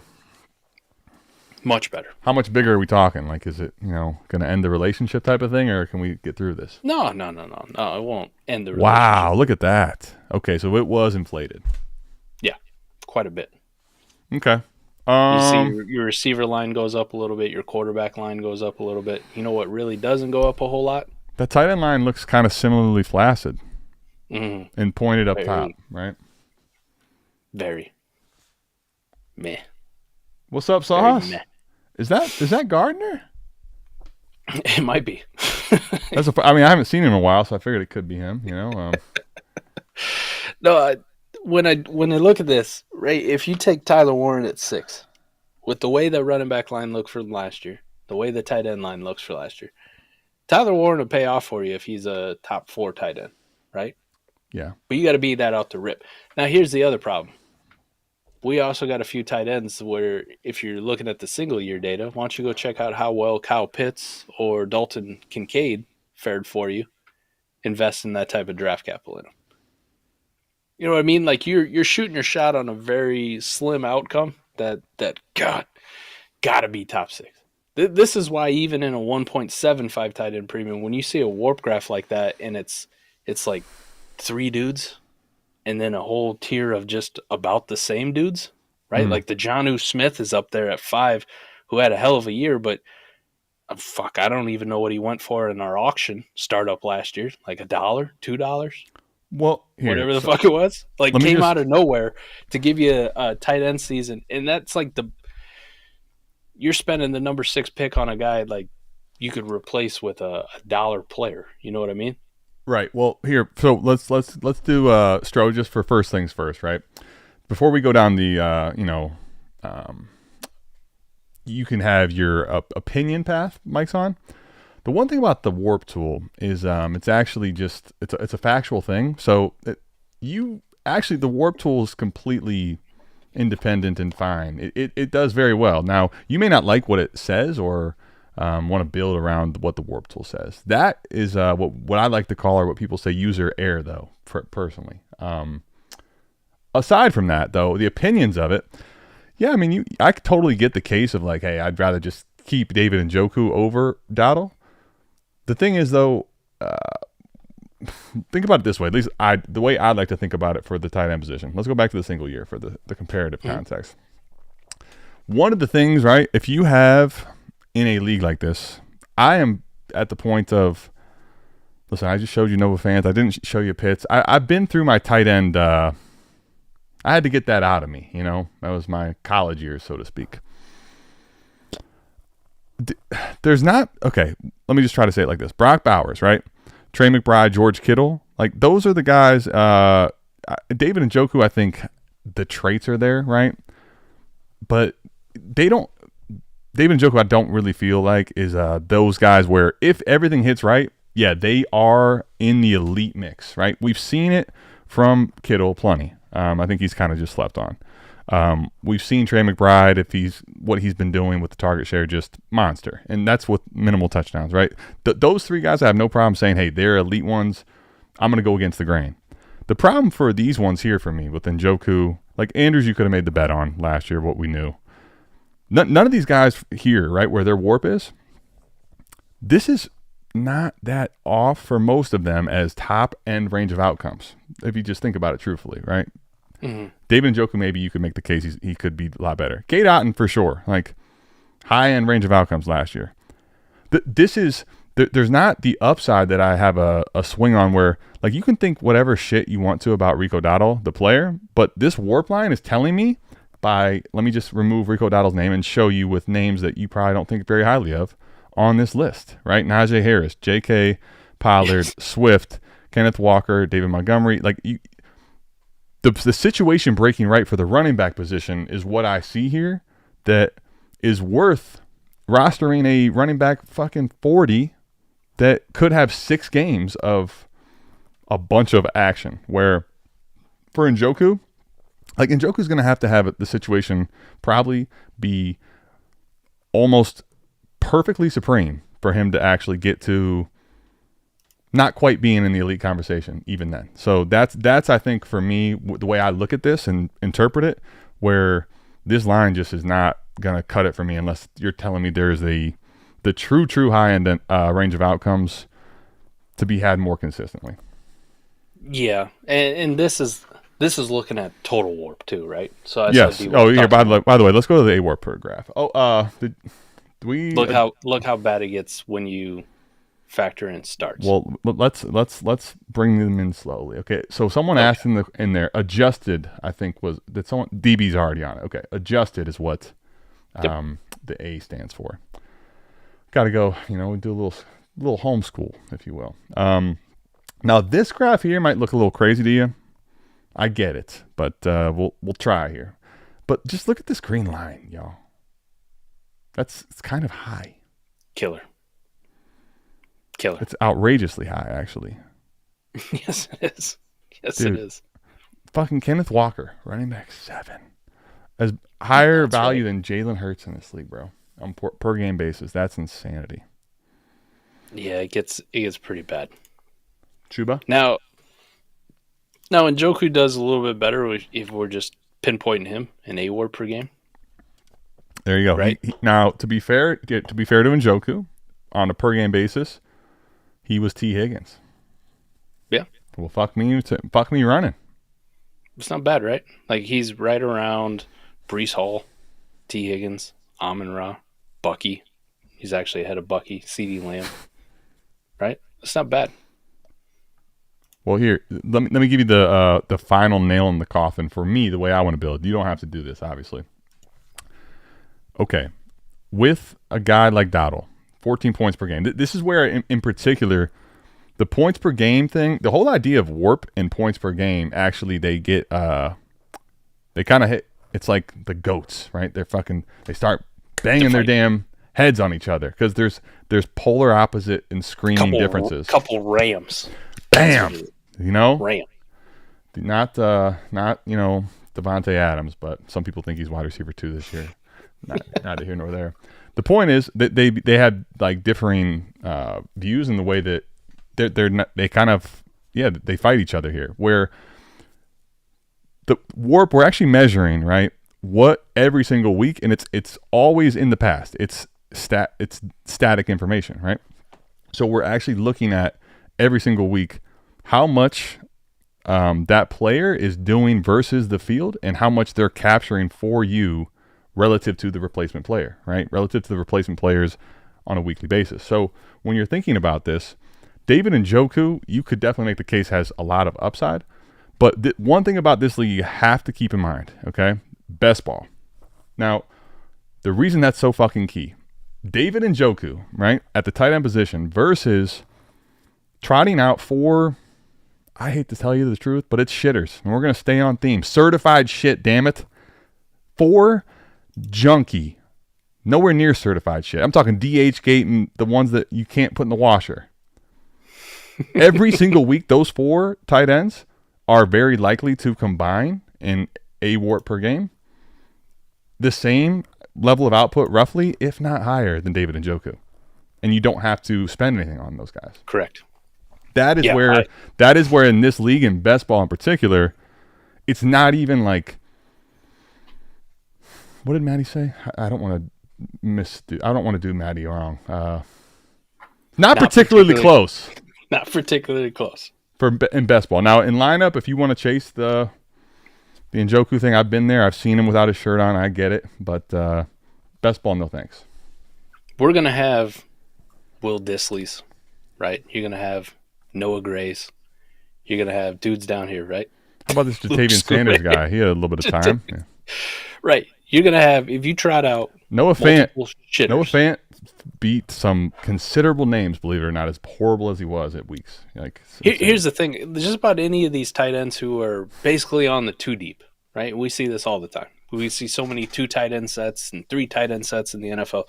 If a tight end's on the 2 deep for fantasy purposes in best ball league, yeah, that's a big difference here. So that's fair. That's somebody that's eligible to be this A-warp tight end life. Like, it's somebody who's automatically, because you see the Devin Colps, right? You see Brenton Strange.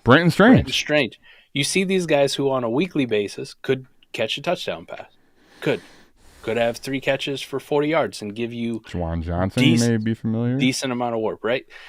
Guys that aren't highly valuable. When you do that with other positions, let's say like running backs, Adam, majority of running back touches are split, 70-30, 60-40, somewhere in that range. I allowed like Jaden Blue if you watched him, if you heard us talk about him, right? Most of your fantasy production is going to come from the guys who are getting the 60%, right? And they have such a huge fucking mountain to climb. Like the guys who are only getting the 40%, or maybe that situational third running back, the Jalen Wrights of the world, not getting a lot of run on a weekly basis, actively hurting your team because you could have one of these other tight ends that are just kind of by the wayside, that all they have to do in a weekly game, which fantasy football is, a weekly game, come relatively close to what a David Njoku would give. Now, when you look at the tight end position, a good week from David Njoku would be, 5 for 50 and a touchdown. Hell of a week. Hell of a week. In a 1.7 tight end. Let's give him 69 and a touchdown just for the vibes, 69, right? That's a hell of a week. If my nobody, no-name tight end, though. How about Taysom Hill and Kate Otten, top 10 on the year? If my no-name, nobody tight end can go out and get me 3 for 20 and a touchdown. We're out here trying to promote high-end NFL official gear, and Mike's about to give you the dirtiest off-brand speech of the moment he could. Well, maybe they wanted Noah Gray on their rosters. If they can do it, calculated in a weekly game like it is, right? The warp difference between what David Njoku did that week and what Noah Gray did that week isn't that big. Now, the difference between what take somebody in the same position, what a Kyron Williams or a Josh Jacobs did versus what fucking Justice Hill did on the week. And for the record, going to be Mike didn't cherry pick those names. He fought against both of those running backs, all right? I did. Absolutely. Hated them. But what they did on a weekly basis last year, looking at it, week by week, versus what a similar running back in that position, right? You go from a top 5 tight end to, we're talking tight ends in the 40s, do the same thing for running backs. The difference in amount of wins in fantasy production that RB5 would give you versus RB40 on a week, that's where you see the massive warp difference. Where what warp is doing you is telling you in your league with your settings, with how these lineups, even in best ball, are set, how many people you have to start, which players are most valuable on a week by week basis, and who adds the most amount of wins over replacement player. So if you want to look at a player at position at tight end at 5, like Njoku, and then look at the difference between him and tight end 40, that's why you see the graph shows there's not a giant chasm. Do the same thing for running backs, and you see a massive chasm because of the way the league settings are. So, which brings me to, can I piggyback this? And let me give you a little bit of listen, we talk about stuff, right? But most people, they want you to show me, right? Give me a test run, a test drive. Let's talk a little roster construction, shall we? Boom.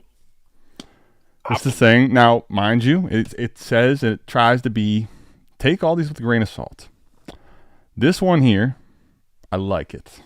I like it a lot. Now, I would, everyone has their own biases, and you can taint, or in a positive way, taint the way you view this. But overall, this is running the numbers of the league and giving you what would optimal be.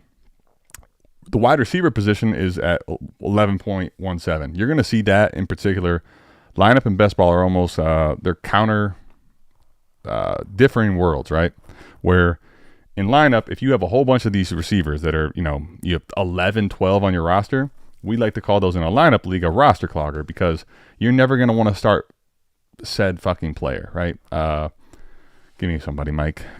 As much as I loved at one point, I can't think of the guy's name now. From the Patriots. Come on. I can't think of his name. What is wrong with me? You're going through it tonight, buddy. What is his name? Kendrick Bourne. Kendrick Bourne is who I'm thinking of, right? Roster clogger. But there's plenty of other ones. Rondale Moore. Think of all those players where you think there's a little bit of value. You keep them on your roster. You're never going to want to start them. So, but in best ball, right, those players are on the field for, this is where the Travis Hunter one comes in with his snap share.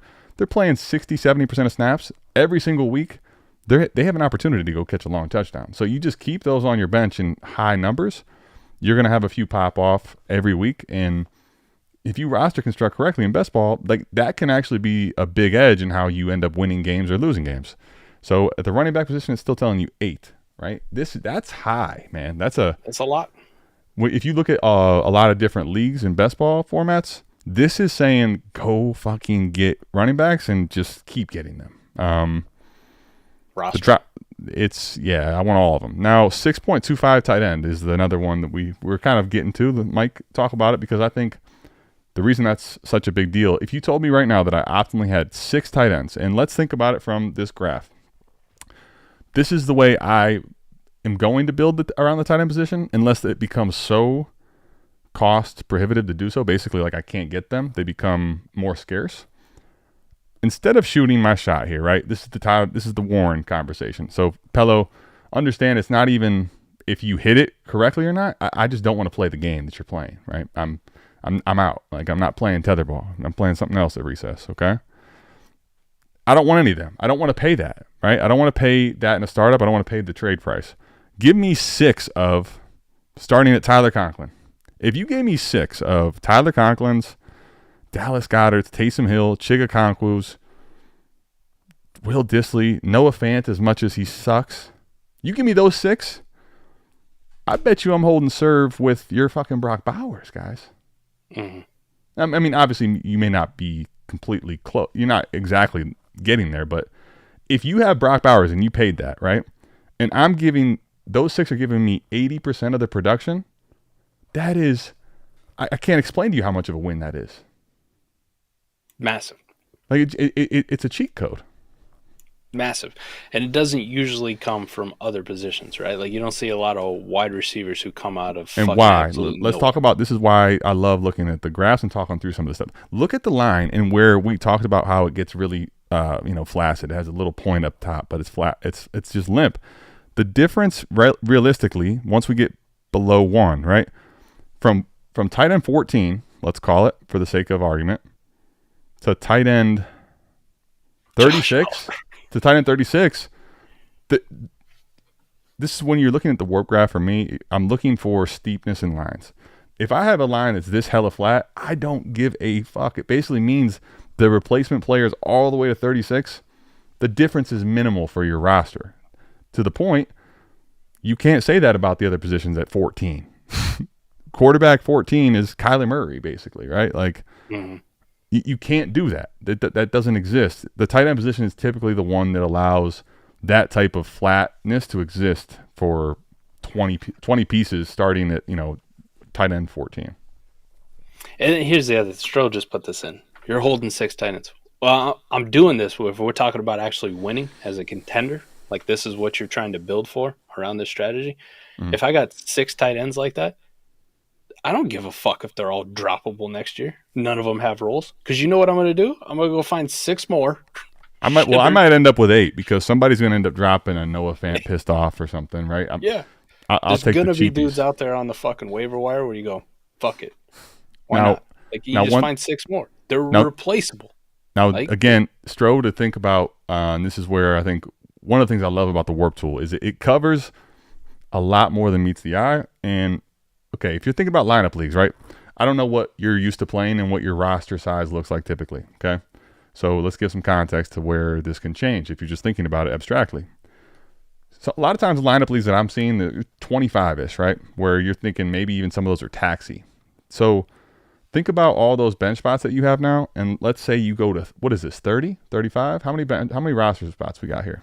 I don't know how many we got, honestly. Can I get a tally? Can I go, DB, I might need a little assistance, but give me I want the entire girth of it.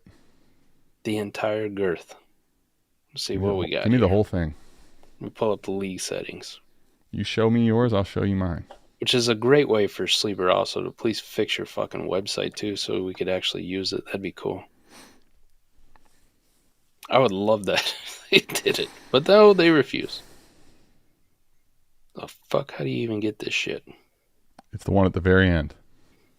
Thanks, buddy. Appreciate you. 32. We got conflicting answers. Damn it.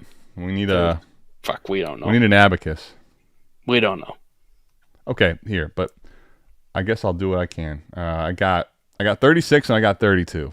Somewhere around there is probably correct. Somewhere in the middle. 30 okay. plus. DB's giving me a second piece of context. He says we got 32, 12 starters, and 20 bench. That math checks out. Pello, it's nothing personal, but maybe it is personal. I don't know. The doctor, what does he say? But regardless, you're talking about 32 roster spots. That's already a very long roster. If you play in any leagues that have 30, right? If you do a draft, this is actually something I would challenge you guys to do. Go do a actual startup, because this is going to speak to how mind-numbing this length of the roster is. you're going to get to about round 25 typically, where most leagues tap out, 25, 26, 27. You have been ready to be done with this draft. You all your dopamine and excitement is gone. And now you feel like you have a chore of who do I draft here for a few rounds. Wait till you have to do 35. Wait till you do 35. You're talking every rookie waiver wire name gone. You're talking gone. You're drafting people that you know don't have a pulse. Like, you're probably drafting a dead body and you're just hoping and praying that there's anything. We see a lot of dudes in those rounds who are retired. Right? There's a lot of Tom Brady's and Rob Gronkowski's. I'll be honest. I kind of want to get through the process. Every now and again, I'll just do something like that. Like, to draft a player that's either retired and I'm hoping is going to play, or I know Fizz will take like Des Bryant. What was just for the vibes? What was it? I did it one year. I drafted in particular because Mike and I had a heated argument. And listen, he kings me, if you will, McNuggets me plenty. But this one was a Matt Ryan, Aaron Rodgers conversation, so it was fresh. So I made sure to draft Matt Ryan every chance I had a chance to there. Like an asshole. No, really, Warp is a much better way to look at things than points per game. I had this argument, not last year during the season, 2 years ago. Brock Purdy's kind of like big breakout, right? Like, he's quarterback 9 in points per game. And then you go look at the Warp graph and he's like 14. Now, the other thing about Warp that a lot of people don't understand is it's going week by week, right? It's not looking at an entirety of a season like points per game does. So there's going to be weeks where Brock Purdy, let's just say, puts up 20. Let's just use a number. Puts up 20 fantasy points per game. And you guys go, oh, man, look, his points per game is so high. Okay, well, on that week, what did the other quarterbacks do? Brock Purdy might have been quarterback 13 on the fucking week with 20 points per game because everybody else went the fuck off. Went the fuck off. The weeks that Brock Purdy ranks very high in quarterbacks, like he was QB5 on the week, he might have only been 16 points because nobody else did shit, right? It goes with the field. It's kind of like when you grade on the curve back in high school. Like, you always love to grade on the curve. I still try to get graded on the curve, If you're a shitter, you look a little better. Like, you look a little bit better than what it used to. Like, okay, well, thank God that everybody else kind of was mid and sucked too.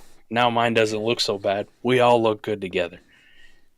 The problem Brock Purdy was running into is on the weeks that he was smashing, so did everybody else. And on the weeks that Brock Purdy was actually like just unfair mid, variance, was actually mid, like didn't have the greatest week. Everybody else was still smashing. So if you look at the actual Warp on Brock Purdy, that's why there was a discrepancy in, he was QB9 in points per game or whatever. I said, yeah, that's for the whole fucking season though. That's not taking into account the weekly game, what he actually did for your team that week.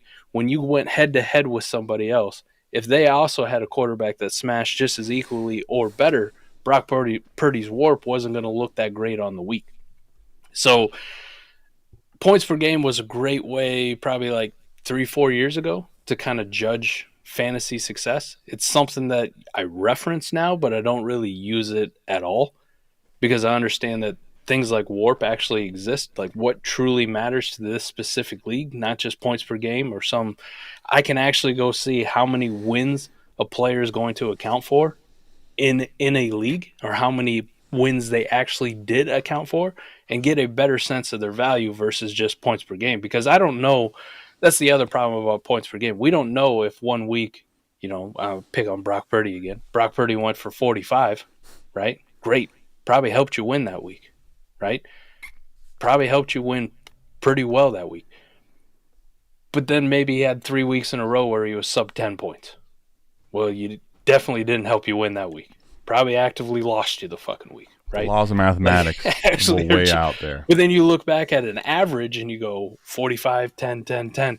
Oh, the average is pretty good, though. Look where he ranks on average. Yeah, the average don't mean shit. The average don't mean shit. He helped me win 1 fucking week and then shit the bed the rest. But you know why that? Okay, think about that from a sales perspective, right? Your nut you made, right? The difference is you can't. One of the things about best ball is the shit league. I actually can give you the strongest example of that. I won the regular season by 1,000 points, guys. Now I don't care what everyone scores, but 1,000 points in any league is ridiculous.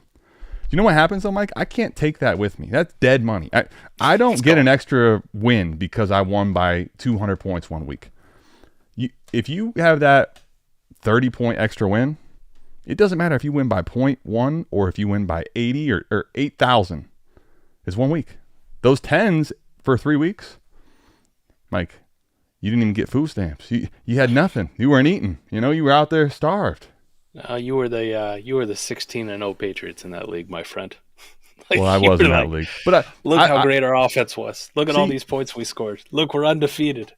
See, part of it is I don't have enough respect for myself. It's easy to beat on myself. No, I'm just kidding. But I like to talk shit about myself as a comparative thing, like to think about, right? It's a very good visual to think about. If you have that extreme of a situation, it doesn't guarantee you win the title. Every week is a new week in fantasy football, especially in best ball. Like in best ball, it's even more critical because if you have that 10 from Purdy and you haven't roster constructed correctly, again, this is why we talk about roster construction right now. If you have, okay, look at roster construction for a second. Let's talk this through just real quick because I'm trying to get my mouse over here. This is a tough night. It's awesome. 4 quarterbacks, ideally, right? Optimally. Now, maybe because you're new to best ball or you just, I got Purdy and I got one elite one. You got Lamar or something. Now, if you don't have a backup quarterback, a third or a fourth option, that 10 gets in your roster, gets in your lineup. You know what that causes? It's a problem, my friend. It causes big problem because guess what? Somebody that, again, has 4 quarterbacks where they're Derek Carr, Geno Smith, all the yucky ones, they fucking gaped your ass because those numbers weigh out, right?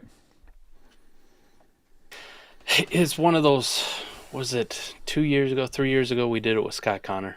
Best ball roster construction breakdown. A lot of warp involved in that one. That was awesome. It was a lot of trial and error that we kind of went through at the time, right? Here's what's working, here's what's not working. But the best part about to put a bow on this, so we can get fucking questions out of the way, bounce out of here at a reasonable time.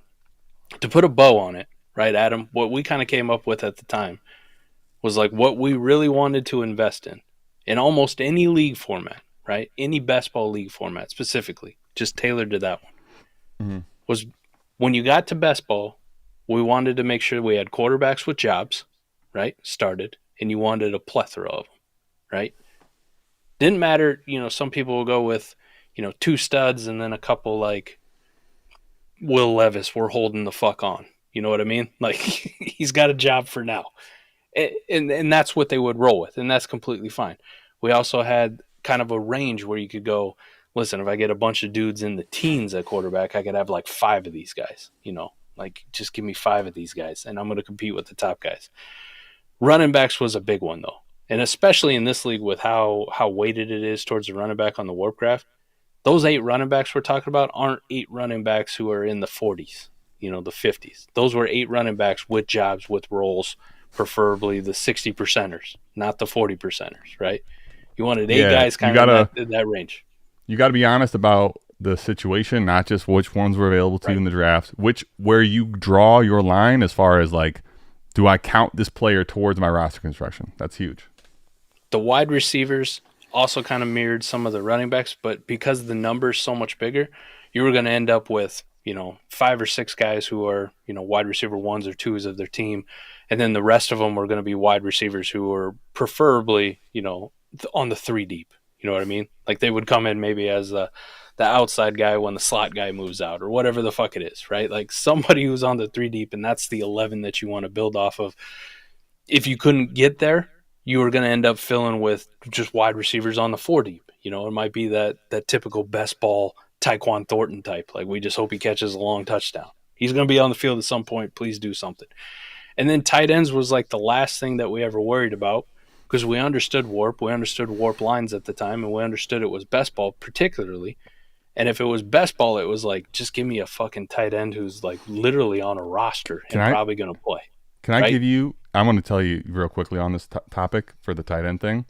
There was a one league which I thought for construction and having the best team, Mike, I don't know if you remember, I built quite a few of what we thought were the elite tight ends. I was like, damn, I got a corner on the market. Got a little mini tight end who we're going. Let me just say, that is like objectively my worst roster and overall dynasty team. It's a overhaul. It's going to take some time, buddy. That's the what league was that? That's fuckos, buddy, and fuck me, you know.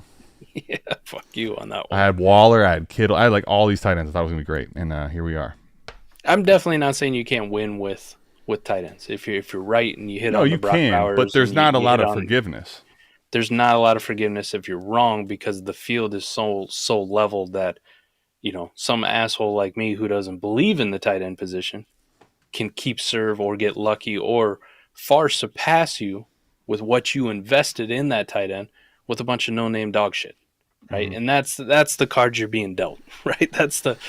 It's kind of like the old thing, like, would you rather fight like one grizzly bear or like 500 toddlers?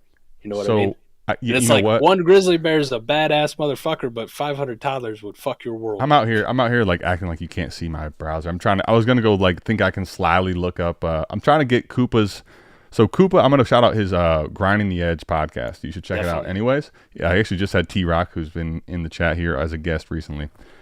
He has some really good episodes, but one that's sticking out to me very strongly, and I was gonna try to do it. It's just not the time in an AMA. I can't just sit here with my computer and do that. He went through and did comparatively for the tight end position and do they matter, right? This idea of do tight ends matter, which we're saying they don't. He does a full season and kind of does a comparison where you're looking at, I forget the players' names, but one of the really good tight ends in the league versus a pair of non-cherry picked, like 3, 4, 5. Go try to find that episode. I will put it in the description here as well if you stuck around at this point. It's a really good exercise to look at. He's had 2 years where he's gone back to, and he calls it his A-Warp tight end episode 2 that I really enjoy. 2 years ago worked out perfectly, and he's talking about from a lineup league, right? He's not even talking about best ball. He's talking from a lineup league. He literally builds his tight end room, and he runs this experiment all year and sees how he stacks up versus the people who have the Brock Bowers and the Trey McBrides. And, yeah, I got here by default. This Koopa brainchild, this whole thing. Yeah, Koopa's the one who championed this whole thing, but he'll do it against and how this team will stack up versus the good tight ends with tight ends that he's just picking up based off of Eric, another show on the network during the season, does a great waiver wire podcast. Whatever tight ends Eric's recommending are on a majority of waiver wires. Koopa will go through and run this whole fucking league based on like, all right, I picked up this guy because he had this amount of snap share. Eric highlighted it. This is the tight end I'm starting in a lineup league. And it is absolute fucking turd burgers. Like, oh, he's not afraid to get crazy. I remember 2 years ago, all the recommendations Eric would have about like picking up Alec Ogletree or Andrew Ogletree. I always get Alec was the linebacker. Andrew's if you had either one, you'd be the same. You know, who gives a shit, right? He was always a Colts tight end because they have this massive 4-way fuckfest at tight ends. Eric likes to call it, and it always ends up being like a Colt tight end. So you know, Coop would pick him up. Or a couple years ago, he was also picking up like the Josh Olivers of the world. I was just gonna bring him back up. Johnny Muntz, you know, which I won a jersey because he's too big on Johnny Munt, even though he stinks. But he's picking up these type of turds and starting them in a lineup league, and then comparing how he does at the end of the year versus the guys who had the top tier tight ends. And 2 years ago, to summarize it, he was keeping serve, if not slightly beating them on a given week with shitters, absolute shitters he spent nothing on in lineup leagues. Last year, he kind of had a string of bad luck. He had multiple good weeks. I think he had like 6 or 7 weeks where he outproduced actual good tight ends, like with real value. But as a whole, it was like every tight end that he went out to pick up that was going to be the top guy for him ended up shitting the bed the following week. So even in a lineup league, you can't get rid of unlucky invariance. That just can come for anybody, right? Right. So, yeah, that's just kind of where it is with tight ends. I mean, without diving too much into it, you know, not making it a super warp show, which it ended up being. Bad news. Anyway. This is the warp you needed, okay? You guys need warp to change your life. Long story short, back we're on give it away soon. I fucking hate in this format, even though it's 1.75, taking tight end in the first round of your rookie draft. Absolutely despise it. Yeah. You never catch me do it ever. I will say the one thing I've never really done is take tight end in the first round. I remember Kyle Pitts was on the clock at 106 for me, and I was thinking about it just because of the value. I did a shorter form video last year where I talked about, like, that was my draft strategy all last year, and it's probably still going to be the same in startup drafts this year. I don't even think about tight ends until, like, the 13th, 14th, 15th round of a startup. Good for you. I don't even know. I haven't even got to thinking about how to get there for me yet. I'm like, I watch Koopa's strategy. He's like, listen, any of these shitters that eventually get value at all, they sell them now. That's the other thing about his strategy. Pretty cool. But for me, right, the one chance I would have had to do it, Mike, guess what offer came into me? At the time, Darren Waller was, elite of elite, straight up, and took it, ran. Value-wise, I ended up losing that trade, but I guess to who? Because the value was just a Fugazi, really. Fugazi. Okay, so this is more of a statement, and Stro, appreciate the banter. Trey gets it. It doesn't matter if you win by an inch or by a mile. Busting out the Fast and Furious. Hey, listen, put your dicks away, boys. This pissing contest is over. Dude, all right. Next time he's gonna say, "Around here we know some things. One of the things we know is it ain't how you stand by your car. It's how you race your car." Better remember that. The one thing I will say is rule. I find almost every league with weird warp values the same things, even if wide receivers are deflated. And you know what? Even in weird leagues. That's becoming more and more the thing. Truly. You'll find this out. Koopa makes wild leagues with wild scoring settings. I'm in one, I paid for it. I'm hurting in this league. I'm still fucking paying my dues and playing. I hate this fucking league with a passion. Because the scoring. How bad does he get you every year? 75, 50, 100? No, I don't even know what the fuck it is. But either ways, the scoring is just so fucking absurd and obsolete that nobody has a reference of player. I love that. Nobody has an idea of what fucking player value is. Yes, we do. The warp tool, baby. That's the problem, Adam. Everything is so goddamn equal. That's what makes it so fucked up. You mean everyone sees the same shit? Yeah. Yeah. No. Yeah. Right. So everybody sees the same shit. It's so fucked up. Nobody knows what the player values are, actually. So a lot of people just end up defaulting to what they know. And what they do know is, I got this home league over here, this vanilla fucking Superflex. Here, let me try to put this into Keep Trade Cut, see what we can come up with. Yeah, we're going to keep it the same thing. There's nobody who can tell you what the actual player values are in a league that is dead fucking even on warp. Pelo's asking that's the where league it becomes type. a Koopa Talk. Yes, it is. Yeah. Damn it's a fucking clusterfuck of shit. Koopa Talk. Is he in there with you? Pull that one up. Show him the warp. You know what? I'll show it to you. Okay, I got it up. Why not?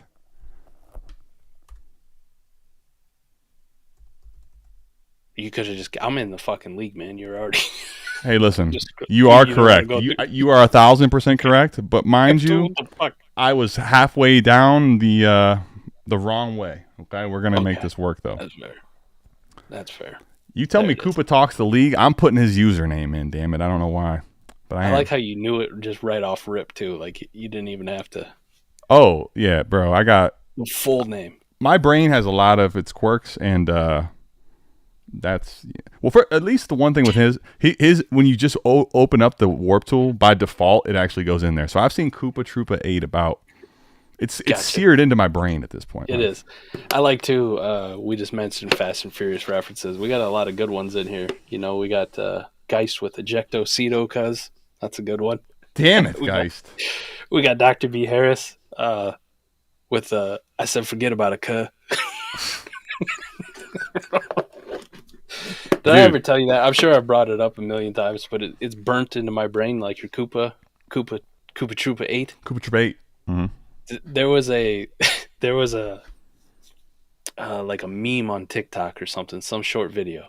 Okay. And it was somebody asking the question, at what point in the Fast and Furious franchise did it go completely off the rails and just leave reality behind, right? Like, because they were doing like space cars and blowing up satellites and like swinging from rope bridges and a fucking charger, whatever dog shit that they ended up coming up with. And somebody replied with it with the scene from like Fast and Furious 2 where it said, I said forget about a cuh. I was like, that's it. That's the winner. It's burned in my brain forever. That was the moment when Paul Walker said the word cuh. That Fast and Furious left reality behind. Listen, Dr. B, while he does, a great job with all those picks and stuff, there's moments like this where you just like, yeah, he's one of us. You can't quite put your finger on it, but when you see it and you hear it, you know. So you're looking at last year and running backs absolutely dominated. Go look at the multi-year, which is how he set it up. Oh, look, my 17-year-old is. I mean, Mike, She's in the chat. I love this. She's what up, Chloe? Boys. And I will fucking kill you, just so you know. I will say I've seen him do it. I wouldn't test him. Another movie reference there. You ever seen The Town? Ben Affleck? I've never seen The Town. It's seared into my skull as well. Anybody fucks with my daughter, there's going to be that scene where I just walk into Adam's house and go, I need your help. You can't ask me about it. We can never speak of this again, but we're going to hurt some people. Done. Where are we going? Whose car are we taking? And hey, you remember, that's what I'm talking about. That's the same energy I'm talking about when I was talking about that trade and the you just trying to rub it in now. Oh, come on, Mike. I got a job to do, all right? Job to do. Look at the multi-year warp, because I'm pretty sure that's how Koopa set this whole fucking thing up. Chloe, these are the things you can listen to, the multi-year warp and stuff, okay? Yeah. Earmuffs for the rest. Yes. What do you got now? For the rest. Recommended data, multi-year graph on this one. Okay. Let's take a look at the old thing, huh? You got to dust her off, but she's she's a beaut. And maybe you can tell me what positions are most valuable in this fucking amalgamation. I might be able to. I think odds are it doesn't matter though. Look at these. Okay, first of all, look at the lines. One of the things is with the reason this is diabolical is because the lines are you don't see lines parallel in this type of awkward form fashion, right? Like they're all the same. They all have the same damn fucking shape and flat lines. And they're very slightly different as far as overall values, right? So obviously there's a little lean to running back. What do we? I guess what I like to do is look at the single year versus the. God, this is not a league I would have fun in. Especially, this league would be fun, Mike, if you were playing in a league that was semi-sharp, right? Like you get a bunch of shitheads in a league like this, because you know what's going to win this league. I hate to tell you guys this. This is one of the things that people don't like to hear about fantasy football.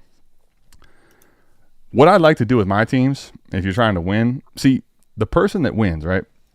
That they're the only person that gets the big pot because they were different. That was a different team. It won.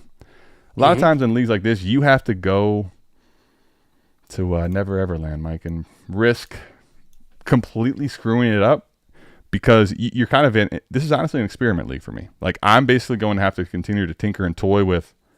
Where is there odd value that I can pick up and see if I can make my team angled in that direction? Because there's not a true edge really. The running back again gets a slight lean, but Mike, look at the quarterback line in this is absolutely that is absolutely sick. This is sick. Ridiculous. This is Koopa got dirty on this one, to be honest with you. To see a quarterback line that never sees the light of day, like understand that. Quarterback lines almost inherently in Superflex, they're going to have a point in throughout the graph where they become king, right? These quarterbacks never had a chance, Mike. These poor bastards. So it's a start 2 quarterback and 2 Superflex spots. Oh no! With quarterback scoring that's nuked. I hate when I get that context later. Like I was literally going through a trade review today, and all of a sudden I find out there's 3 quarterbacks in this league. Like, might be something you put in the cliff notes or at least the heading. I don't know. The winning lineup last year, Adam. All right, let's talk this. League winning lineup. Finals. Jared Goff, 24.39 points. Matt Stafford at the QB2 spot. So you're telling me they didn't invest in the quarterback position. I love this. 9 points from Stafford. Derrick Henry, 49. Jonathan Taylor, 46. Marvin Mims, 48. Mike Evans, 41. Travis Kelce, 48. Juwan Johnson, 31. Jahmyr Gibbs, 46. Olamide Zaccheaus, 35. Now here's the thing. Superflex spot number 1. Jordan Akins, 28.8 points. Superflex spot number 2. Chigaquanquo, 28.4. What is the recipe there, right? So that literally is the definition of a lean into the roster construction of best ball. Mike, you just named outside of Mike Evans. You're talking turds. You're talking you don't want to. That's flushing that shit every which way in a lineup league. Yes, it is. And then you had those tight ends that you mentioned that got in the roster. Those, can you say those again for everybody? Because that actually bleeds very well into the prior conversation, which is name those tight ends and name how high their points were in this, where that goes for any league. Juwan Johnson, 31 points. Jordan Akins, 29 points. Chigakwanko, 28 points. Just missed making his lineup too, right? He had some other ones. Jonnu Smith, fantasy darling all year, 20.7 points. Couldn't even make the championship roster. What's the tight end premium in this? But this is again something fucking stupid. It's got to be outrageous, right? Yeah, something dumb. So this is where, again, because it's just you kind of have an idea of what leagues look like and shit. This is definitely one of those where the wide receiver is completely rendered useless. All that dynasty value for what, right? Like literally, look at this for a second. In the single year, you have a 3-man spike that is the only noticeable thing on this graph, frankly, right? Amon-Ra, Jedez, and Jamar. Everybody else, look, there is nothing between Brian Thomas Jr. and fucking Rashid Shaheed, for God's sakes, man, really. Like, the wide receiver position is rendered useless, and what was that lineup you just said? Literally no value into the wide receiver position, and just throw in a whole bunch of turd burgers at tight end, because if they have a touchdown, God forbid they have 2 and 30 yards, they're going to beat all but 15 receivers probably for the week. Yeah, beat him by beat our guy DB by 60. DB, beat him by 60. You poop mouth. He got 51 for Bucky Irving. Still took an L. Dude, you got buckied. I got buckied too, man. It sucks, you know. He got 51 for Bucky. He had Malik Neighbors go for 57. Dude, you know what? It was a good week for that, though. You had memories, right? You had a highlight at least. You had me. I came on and screaming for no reason. Right. You had all that and losing to a lineup that ended up with Jordan Akins and Chigakwanko. Like, fuck me. But see, here's the thing, DB. Sometimes you just need your ass kicked for no reason other than you just need to have it happen, right? It's a humbling experience. Absolutely insane. Dude, nothing worse. Can you imagine, Mike, being in any league? By the way, me losing in the shit league, I think for me was actually like a little bit of a levity and comedy of like, I should not ever get mad if I lose, period, anymore. Like if I can see this team lose, why am I going to get mad other than just I'm, in the moment. Right. But you lose and you're talking about absolute turd shitters in multiple spots in this league. Remember that's why I wanted to talk about this and how different you would approach this versus like those other leagues. Mike, I'm basically trying to roster, especially those dirty tight ends. Let's see what roster construction says. Dude, I want 10 of them, though. I want 12 of them. Yeah. I'll take a mini horde of the bro, I want them all. That droppable number just became my tight end number. Yes. I want 10. Take them all. Because what am I going to find at the receiver position? I'm not going to go find – there's not going to be some gem at the receiver. Basically, I'm looking at – can I find a quarterback or a running back that is magically on the waiver wire? And if so, guess what's going to happen? I promise you, you're going to have a stranglehold, strong stack to lock them up because everybody's bidding on those. Mm-hmm. So give me all these tight ends that have a chance. I get you, man. All right. This is disgusting me. We started early so we can get you out of here early. Let's get the people out of here. What was a good and fun thing for the show with the plan, I gave you all these jerseys that you could probably be sick about, right? Where we just went down arguably a rabbit hole of no goodness to come from it. I love it, personally. I really do. Let me just see if I can get this whole napkin screen share off as well. That was yes.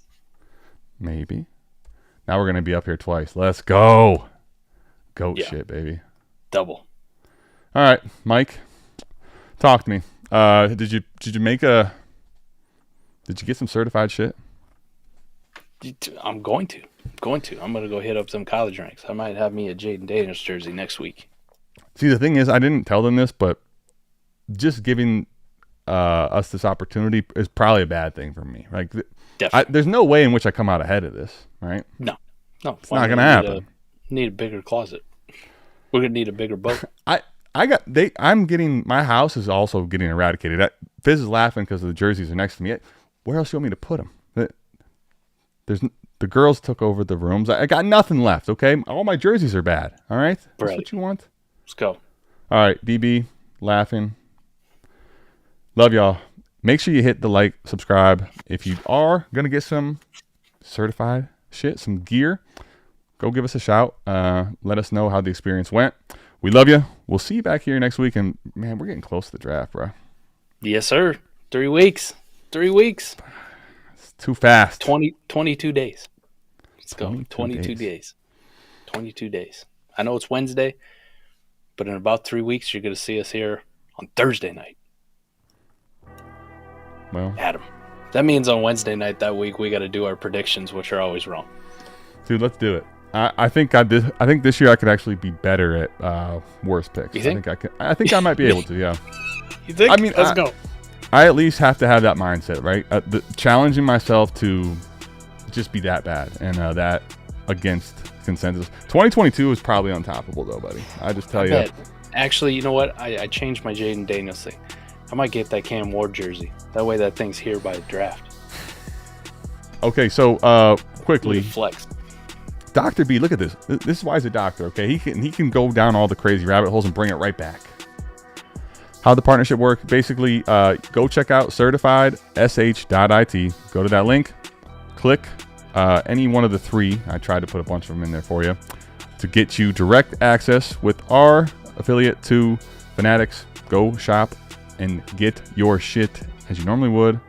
You're a big boy. Go get yourself some grown shit. We love you. We'll see you back here, same time, same place. You got more questions, put them in the comments. We'll get back to you. Peace. Bye.